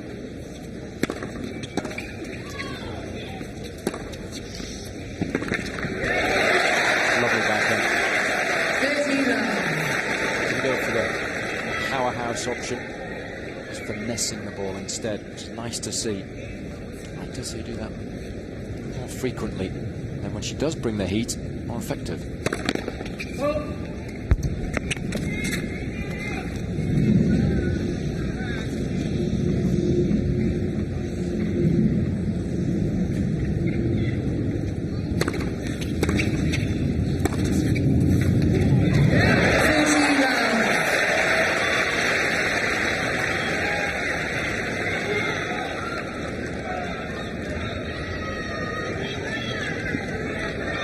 First couple of games are going to be crucial for Henin.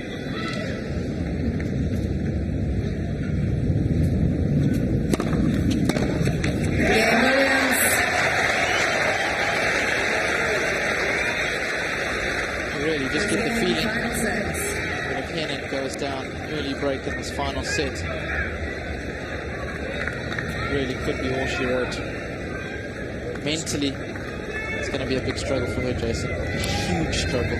Serena so excuse me, fumbling, loses momentum so well. It's been a battling performance. Still not playing anywhere near her best tennis, but what she has done very well is just take the fight to Justine, despite that fact.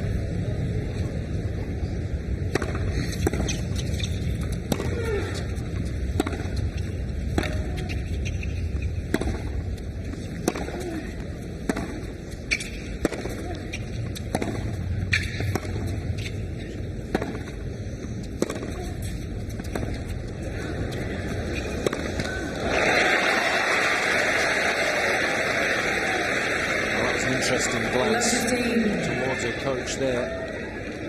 It's only the first service game of this deciding set, but the body language now doesn't look particularly good from Justine.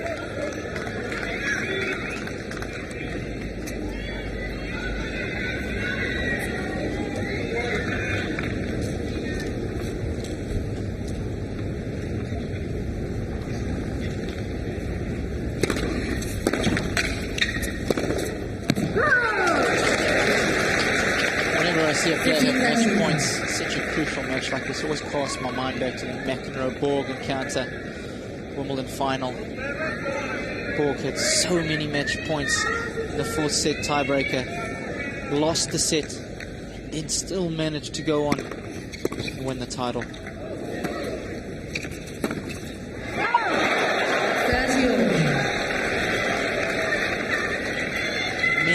To have the mental capacity to do that well. Very few sportsmen in the world, let alone this sport, that have that capacity.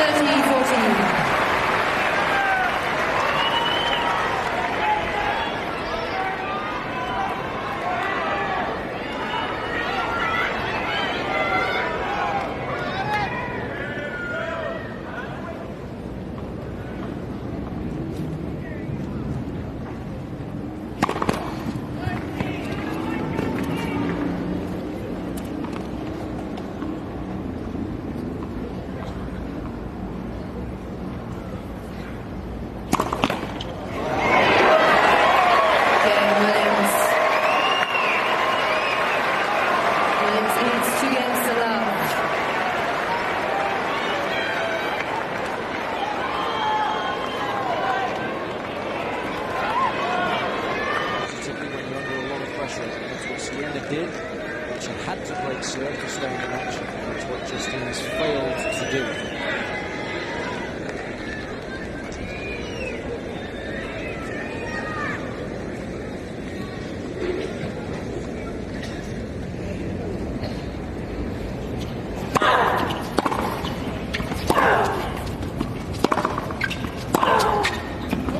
lifting.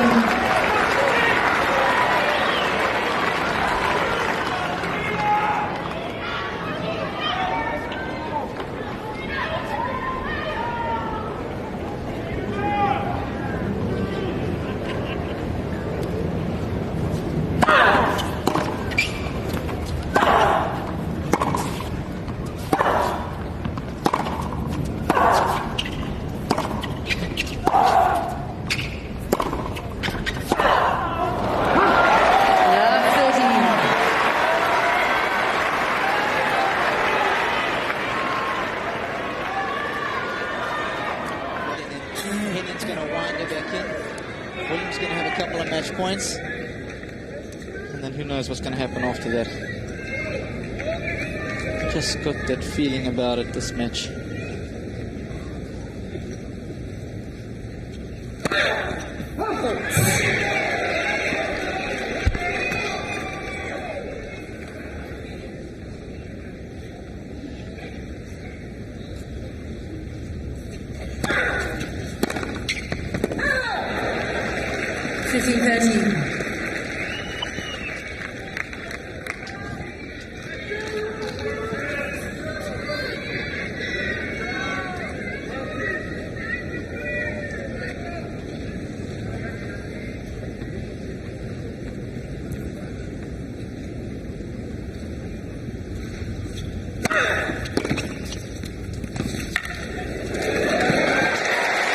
Brilliant shot, disguised it so well. It wasn't until the very last second that Justine realised that Serena was going to play the drop shot, so she was late setting off. No chance to make the distance, even though she's one of the quickest players out there.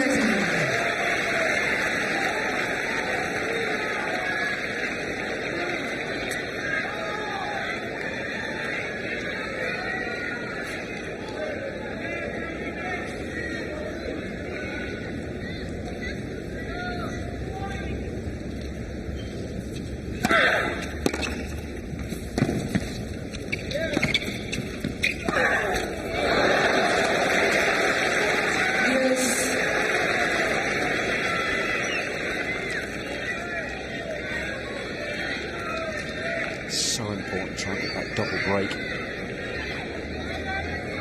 Or if you've just broken, to hold serve in the very next game to keep that momentum working firmly in your favour.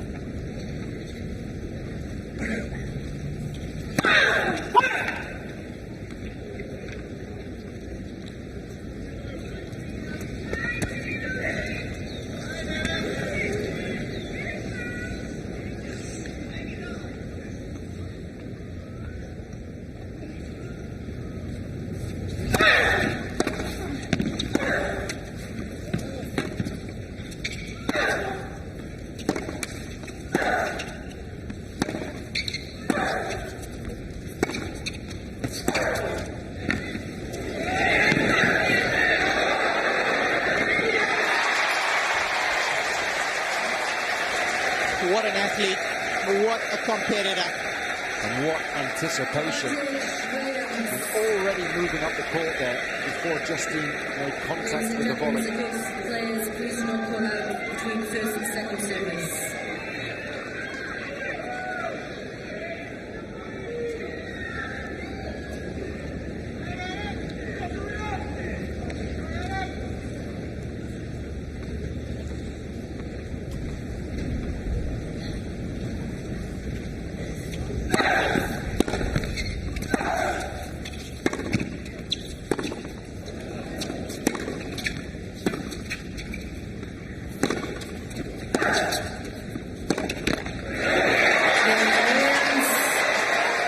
That's a decisive hold for Williams. Momentum firmly her side. Just 3 games away from the title.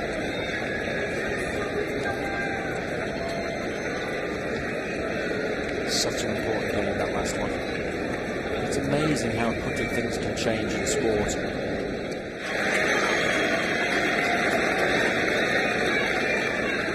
What do you feel for Henin? She's never won the title here. How she would dearly love to add it to her collection.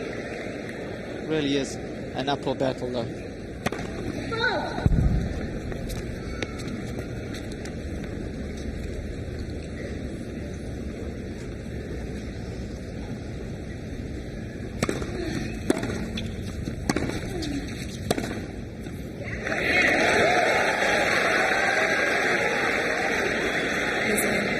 Challenging the call on the right hand sideline. The ball's gone good. It's worth a second look.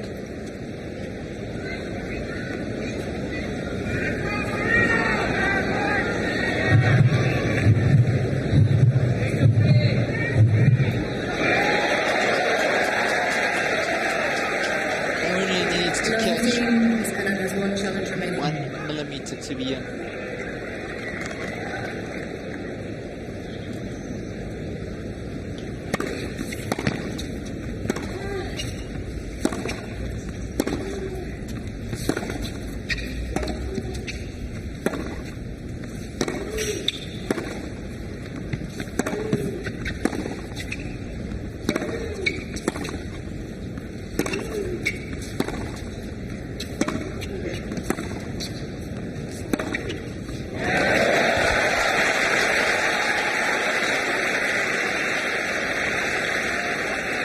It's a lot easier to swing freely. There really is no pressure. Your back's against the wall.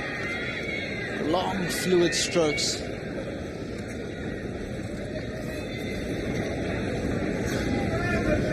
Still mountain to climb.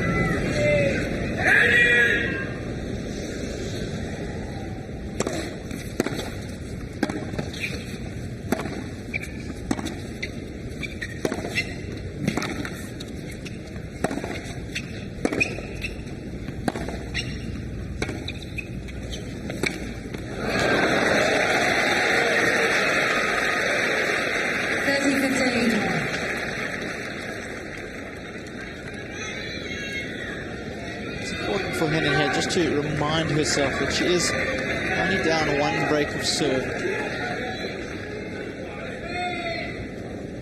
Just feel if she lost her serve here, it's a different story. But right now,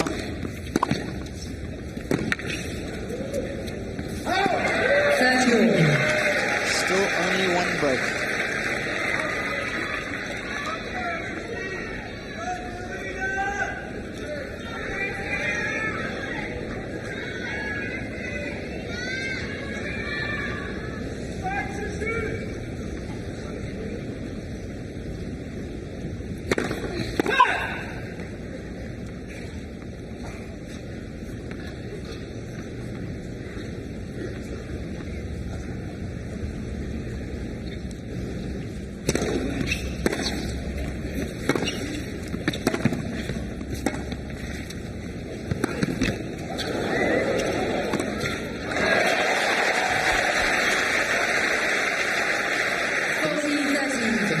By the net cord was Serena. Good, well-constructed point. A little unlucky here. One sits up nicely for Henin. She can hit that backhand wherever she wants, choosing to go right through the middle of the court for safety.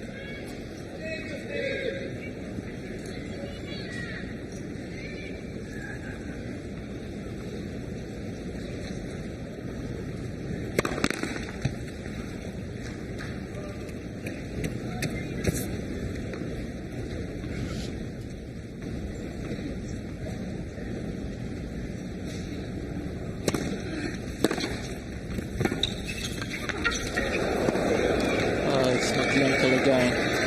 It's not what she needs now.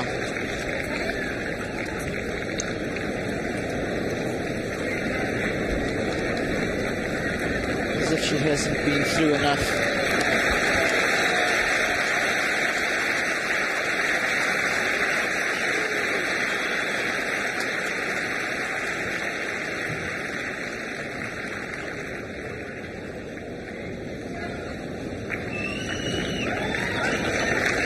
think it's extremely bad because she wouldn't be able to get up and put weight on it. She's just going to walk it off, I think. Might get it seam too. Hopefully it's already strapped. If not, it might add a little bit of strapping to it, but I don't think it was a really bad one. I think just shocked her a little bit. It can be when you're playing and suddenly you go over your ankle. It scares you when you're out there. I think she's okay.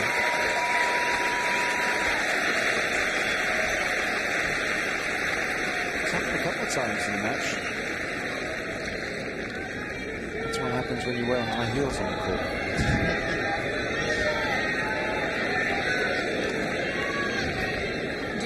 But now, very important to get the concentration back. Remember, she went over on her ankle when she was serving for it, wasn't able to get the concentration back, served the double fault, lost the game.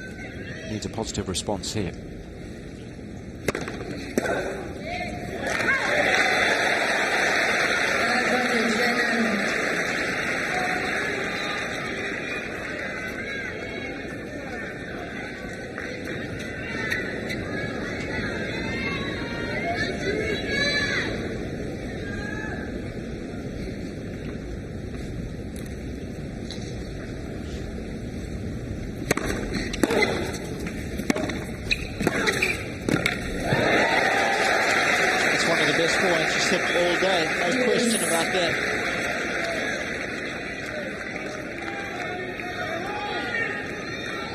Serena feeding off the pace. Justine not quite getting tight enough into the net. I'd like to see her occasionally hit a slice approach shot. The ball a little lower, not give Serena the pace to feed off.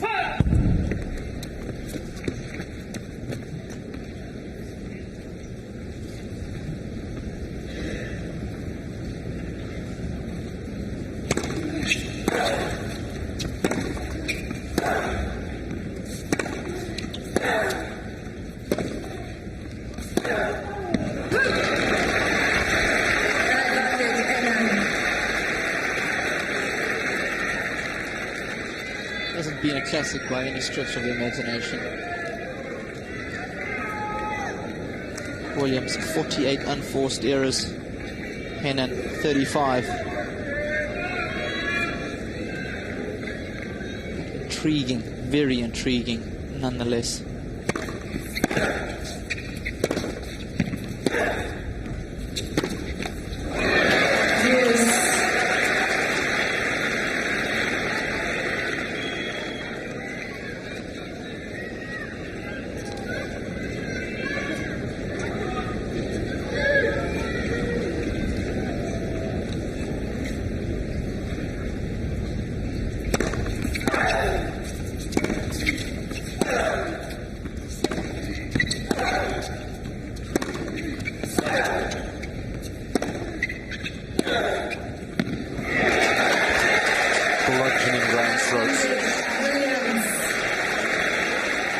The importance of this game.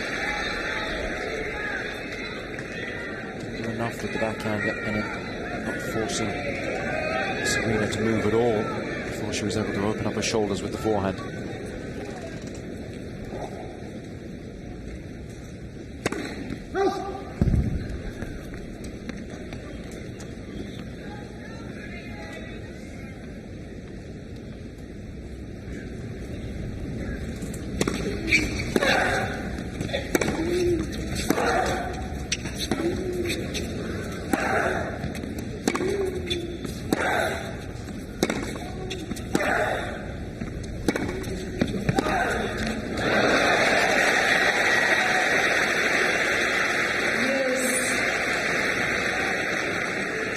The feeling Henin is right on the edge of the precipice. She loses that point. Well, I think she could kiss this title goodbye. Very well to hang in here. Out of these long games, she's come off second best. Serena competing so well. Again, this one's going to be so vital to both of their causes.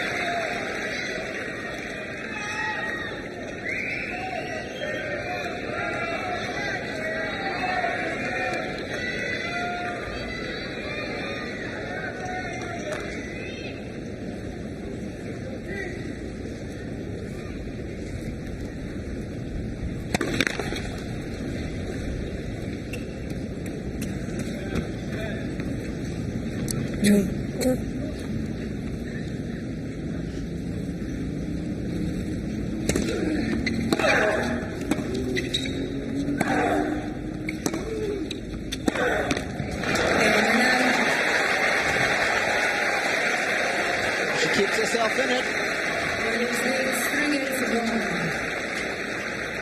Sorry, Paul. Hold serve there.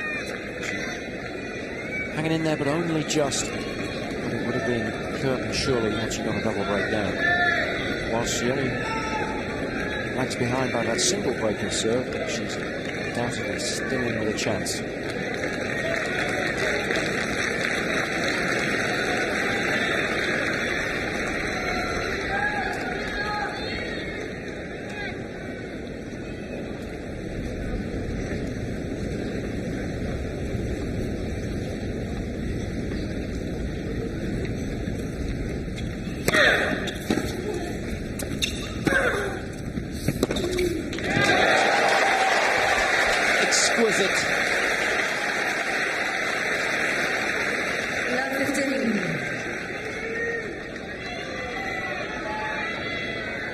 See when she's relaxed, she plays so much more aggressively, much better quality of tennis as well. We said it was going to be a battle of the nerves.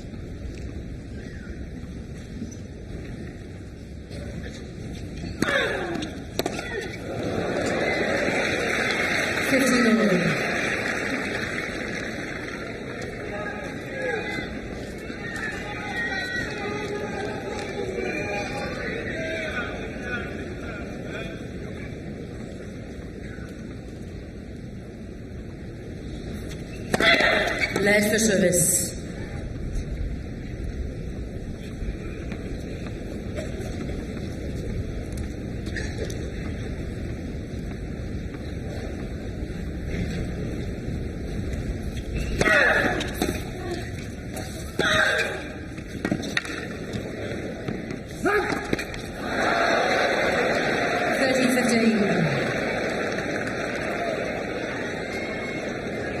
Was out. 100% sure.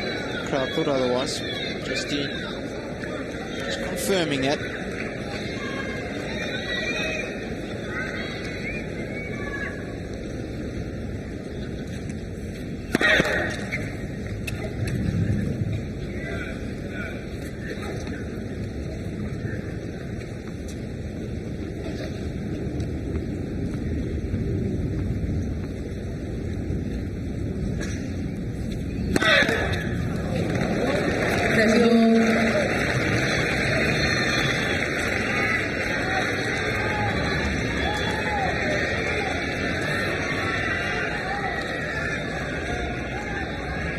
Could this be another twist in the tail?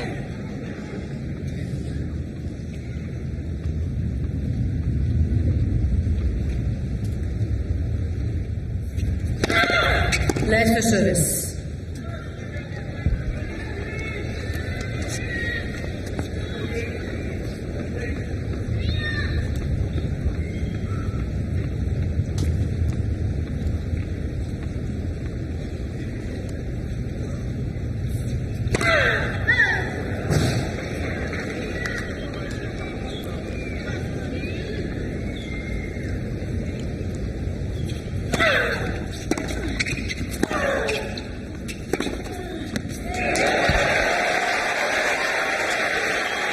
Well.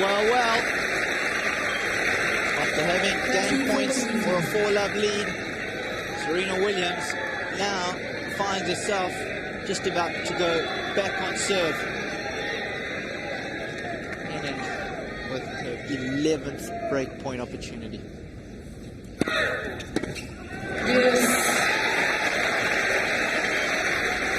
What a response. Gets her out of trouble so many times in matches.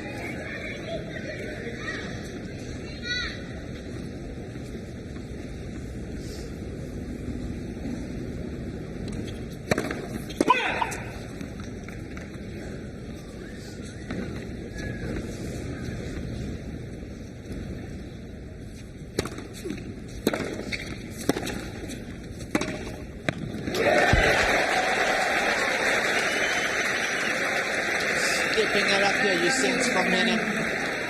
Well, it was a really good shot. The footwork was superb, moving through the ball all the time. inch perfect.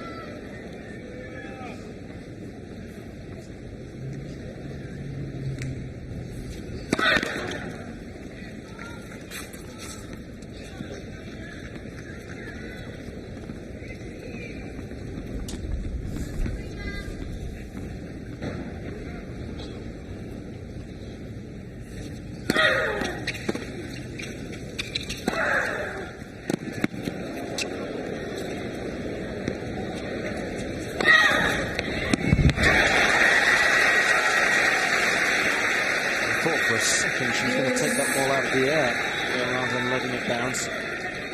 Made the right choice in the end, gave her a little bit more time to just see where Justine had positioned herself and get the ball into the appropriate space. Sensible option.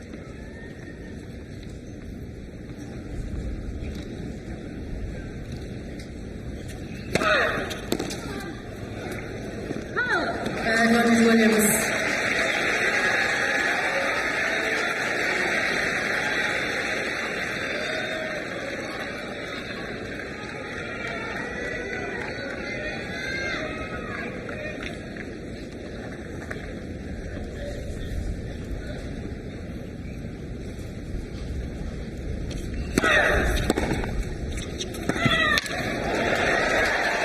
Brilliant return.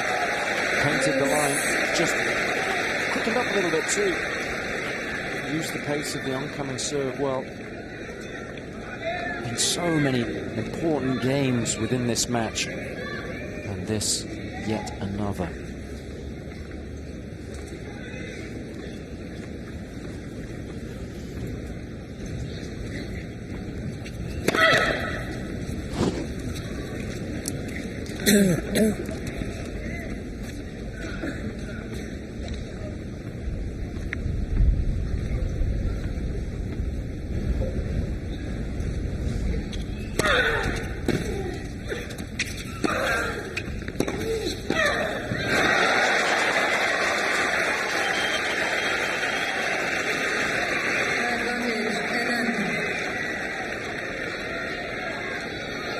Getting down low enough.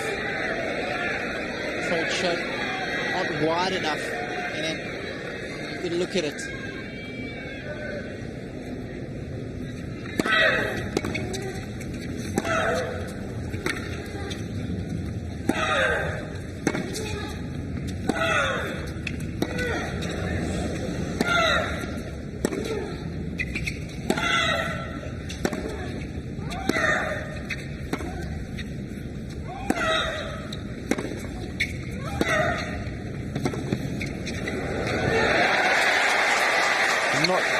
Altogether sure why Justine was peppering Serena's backhand throughout the course of that rally. Such a good point.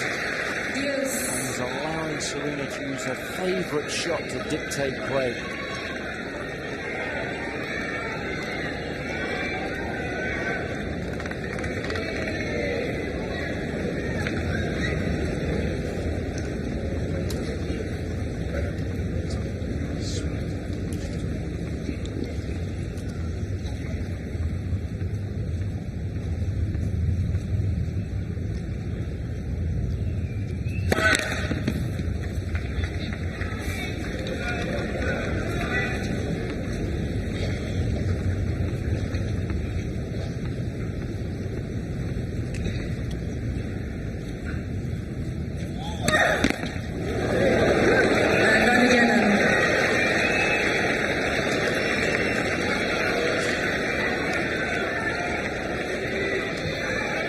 To tell you the truth, I don't really know what to expect next.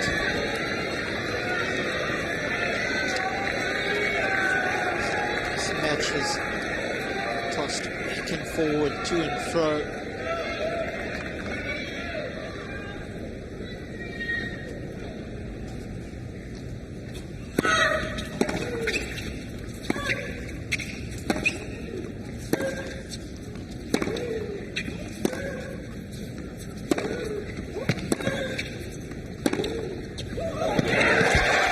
She's back in it.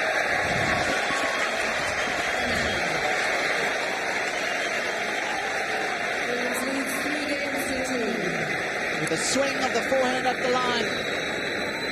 Justine Henin swings herself back into contention.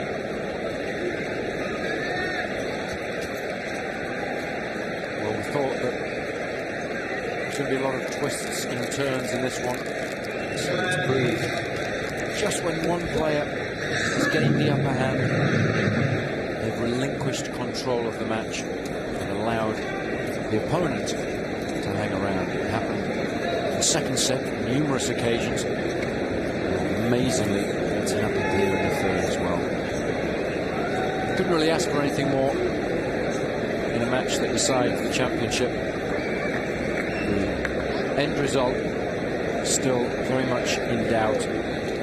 We've been on court now for 2 hours and 11 minutes. A thoroughly absorbing encounter. The fans are certainly getting their money's worth.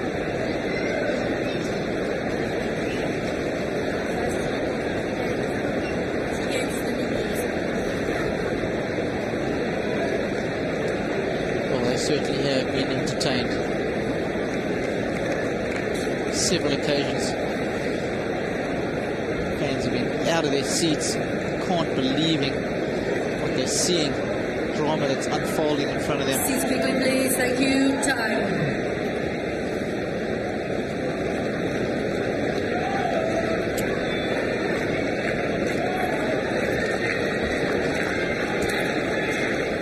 That just epitomizes Miami. So she's back on serve.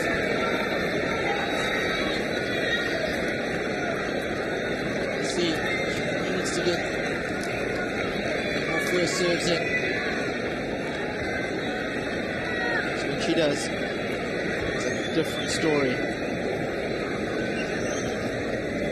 Serving from the good end, no sun to contend with, the north end, 2-3.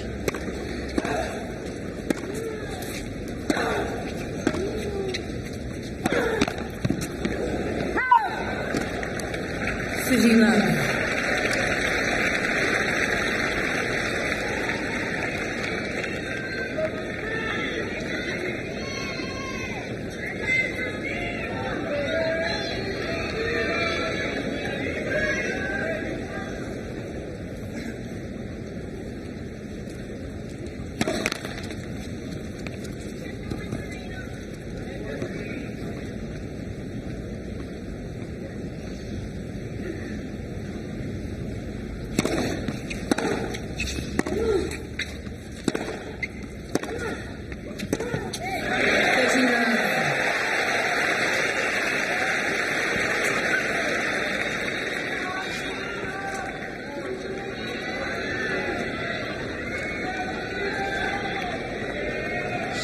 To fight off the demons of having match points in those second set, not converting, finding yourself down 3-love now, ready to square things up. 40 love.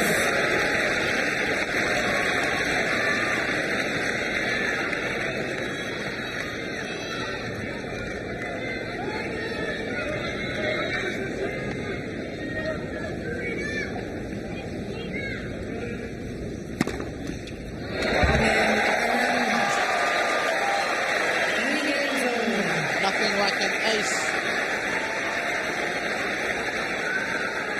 to signal the fact that you're not ready to lie down just yet. So resilient. Both of these players are terrific competitors.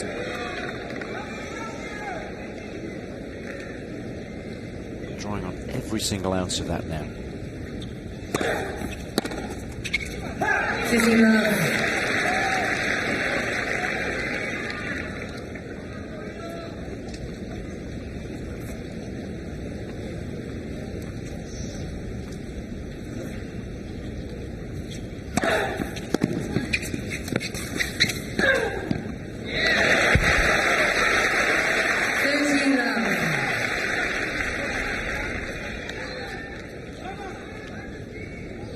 Both girls doing such a good job when they get the first serve in.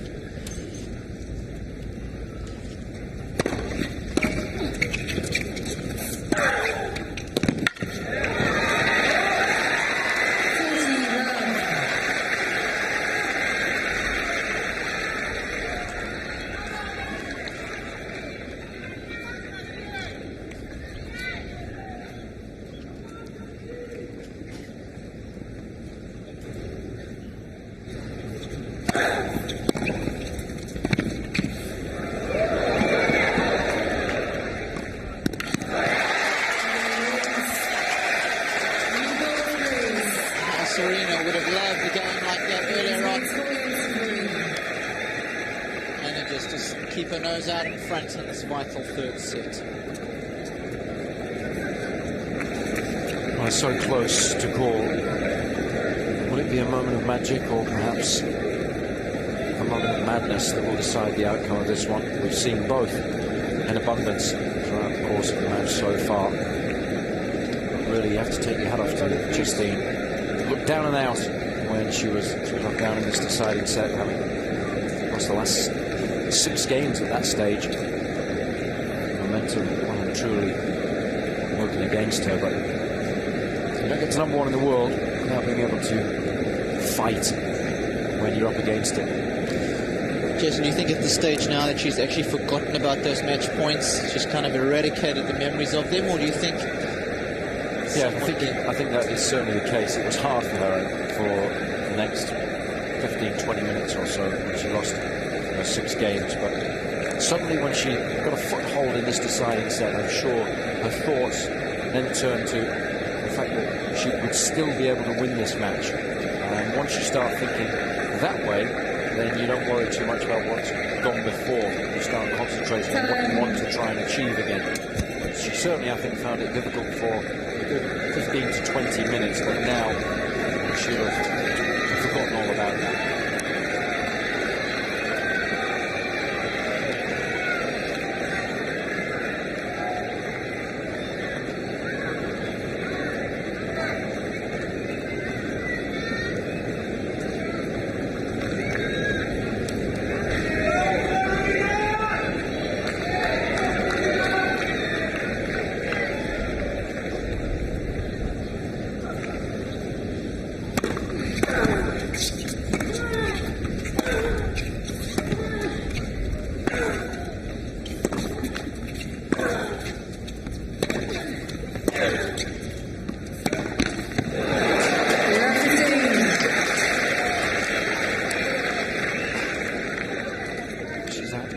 Disadvantage serving second in this set, because as soon as you lose the first point there, the crowd start to sense a half chance.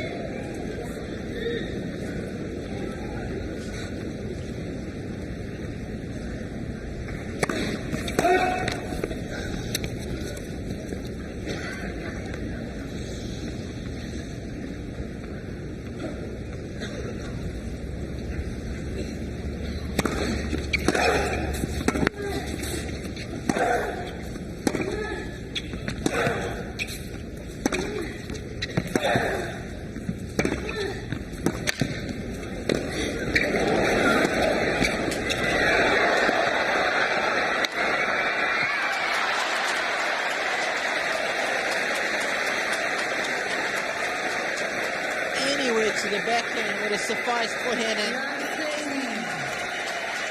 This really a case of going too much to the forehand. Great reflexes.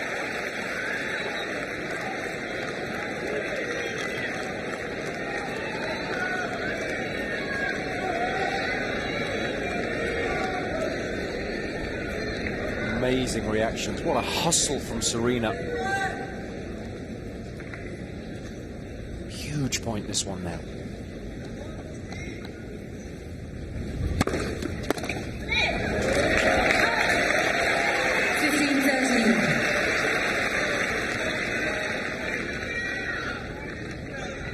Still the cries of Ale urging herself on.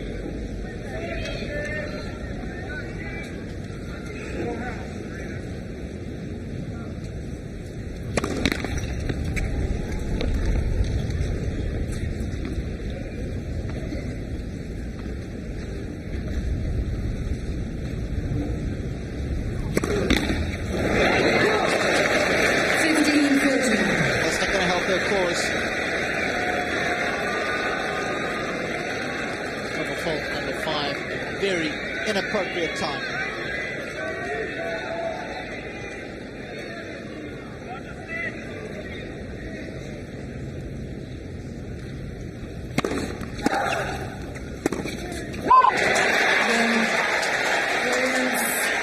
What a disaster.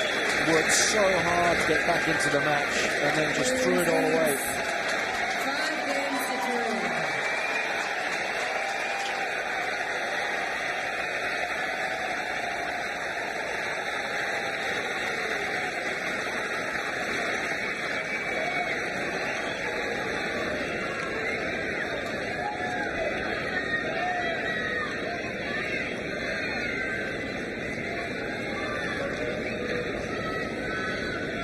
serving for a 4th Miami title.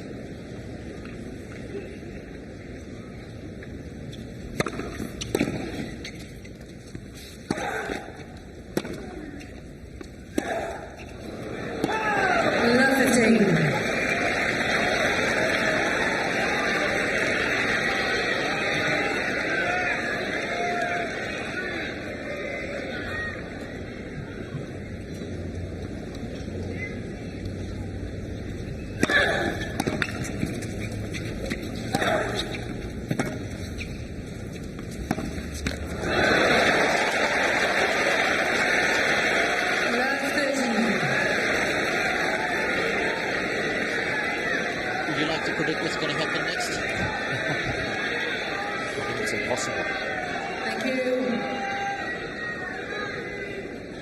We're still none the wiser.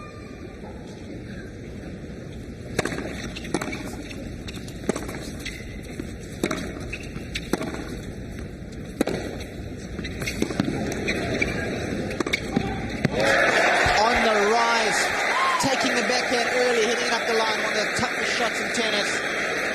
Magnify that when you're only 5'6". Timing was exquisite.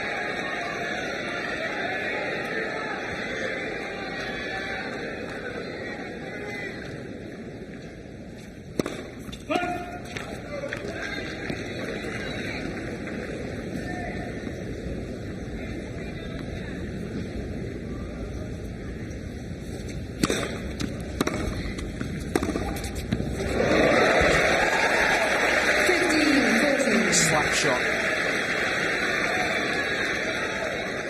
And managed to find the target, but only just hit it a little late. No real footwork, any note. Lucky still to be alive in this game.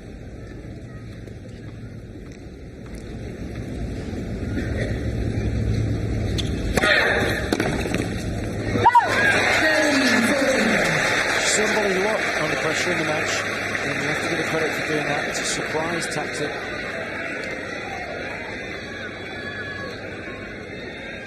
I think that's the key more than anything else. She's not really that comfortable serving and volleying, but it's just the effect it has on her opponent. Not expecting it. She does cover a lot of court, does Williams. Makes the target feel very small.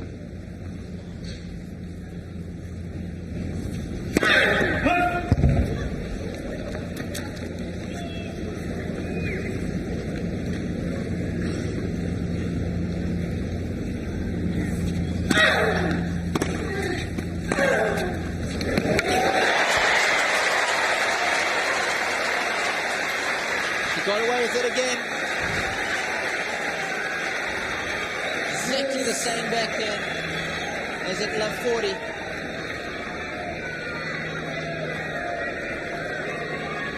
Fights off another 3 break points.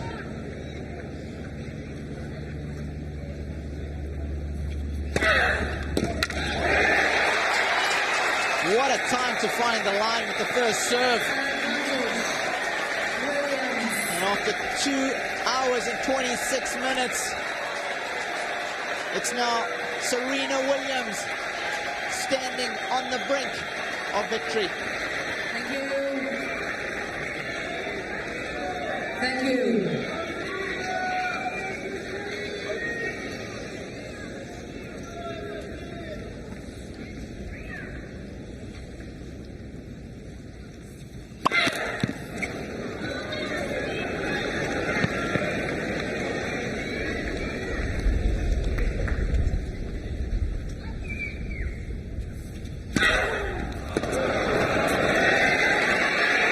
It's in.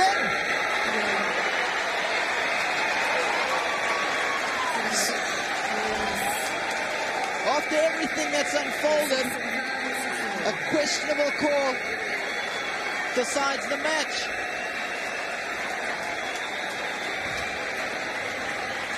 No one would have guessed it, but what an effort from Serena Williams. Down and out for most of the match. Match points down. in the second set. She can't believe it. She knows how lucky she is. Didn't play her best tennis today, but somehow managed to find the necessary energy to secure the W. It's all champions do. You have to feel for Justine Henin. She almost wanted to question this call. Felt like because it was match point she couldn't.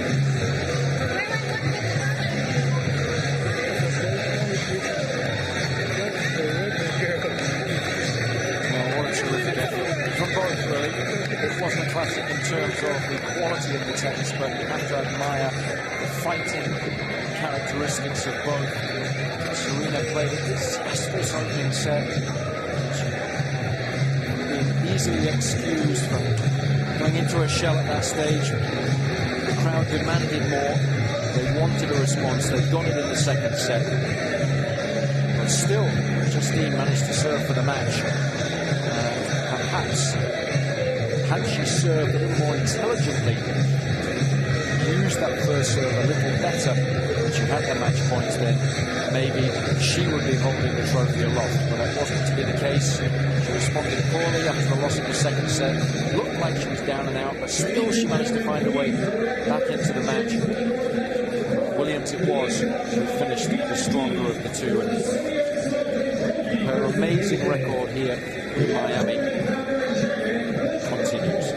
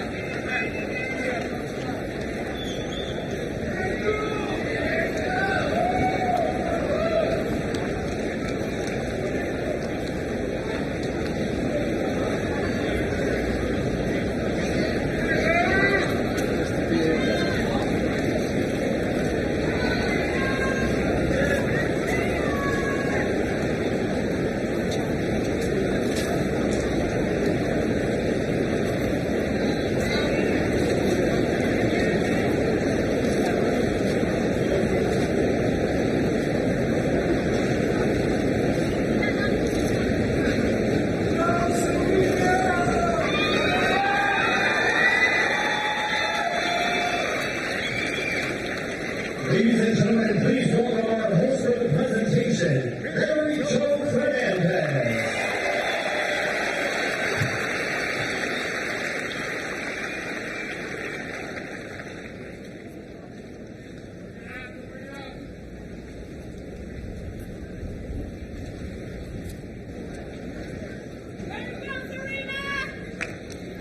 Ladies and gentlemen, wasn't that an unbelievable match? How about another round of applause for these two great champions?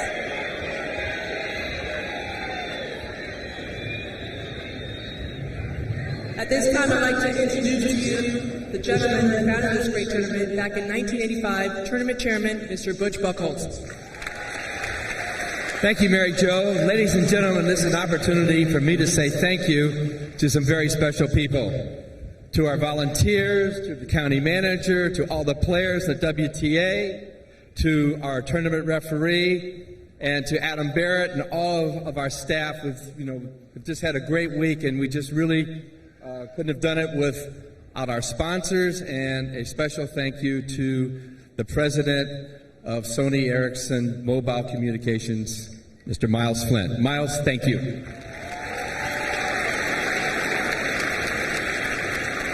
At this time, I'd like to call up our runner-up, world's #1, Justine Henin.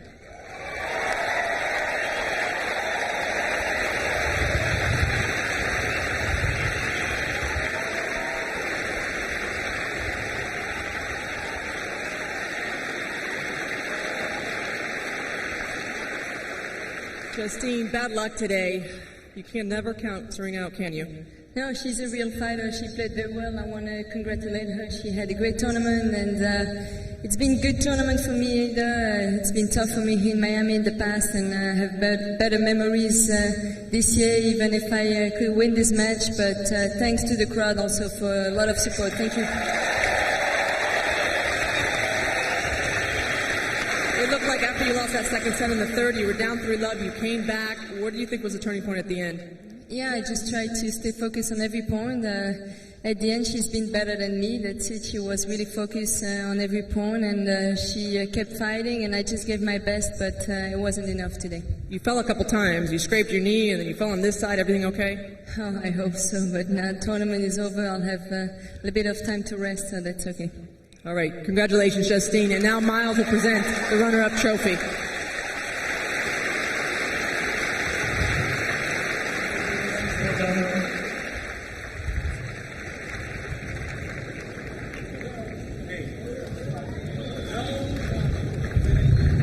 And now, our champion once again, for the fourth time, Serena Williams.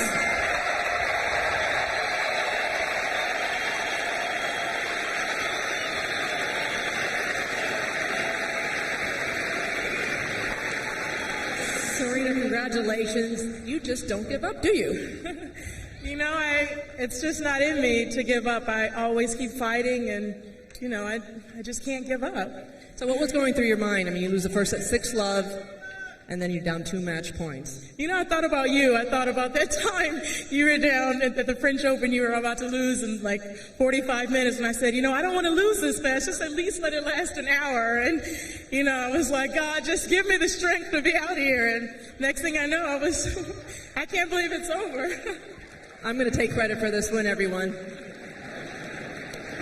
Now, Serena, last year at this time you were injured. You didn't play a lot of tennis. How pleased are you with the start of the season, winning your 8th Grand Slam in Australia? Your ranking's going up to number 11 now. Woo! It's one around the corner. I'm just excited to be back. You know, last year was looking quite dim, but, you know, thanks to the fans out here. I love playing here. Congratulations, Serena, on winning your 4th Sony Ericsson Open. And now Miles is going to present you with a beautiful Waterford crystal for the champion. Can I just, on behalf of Sony Ericsson, say thank you sincerely to everybody here who's made this such a fantastic tournament. Serena, you are a wonderful representative in women's tennis and a really great champion. Congratulations.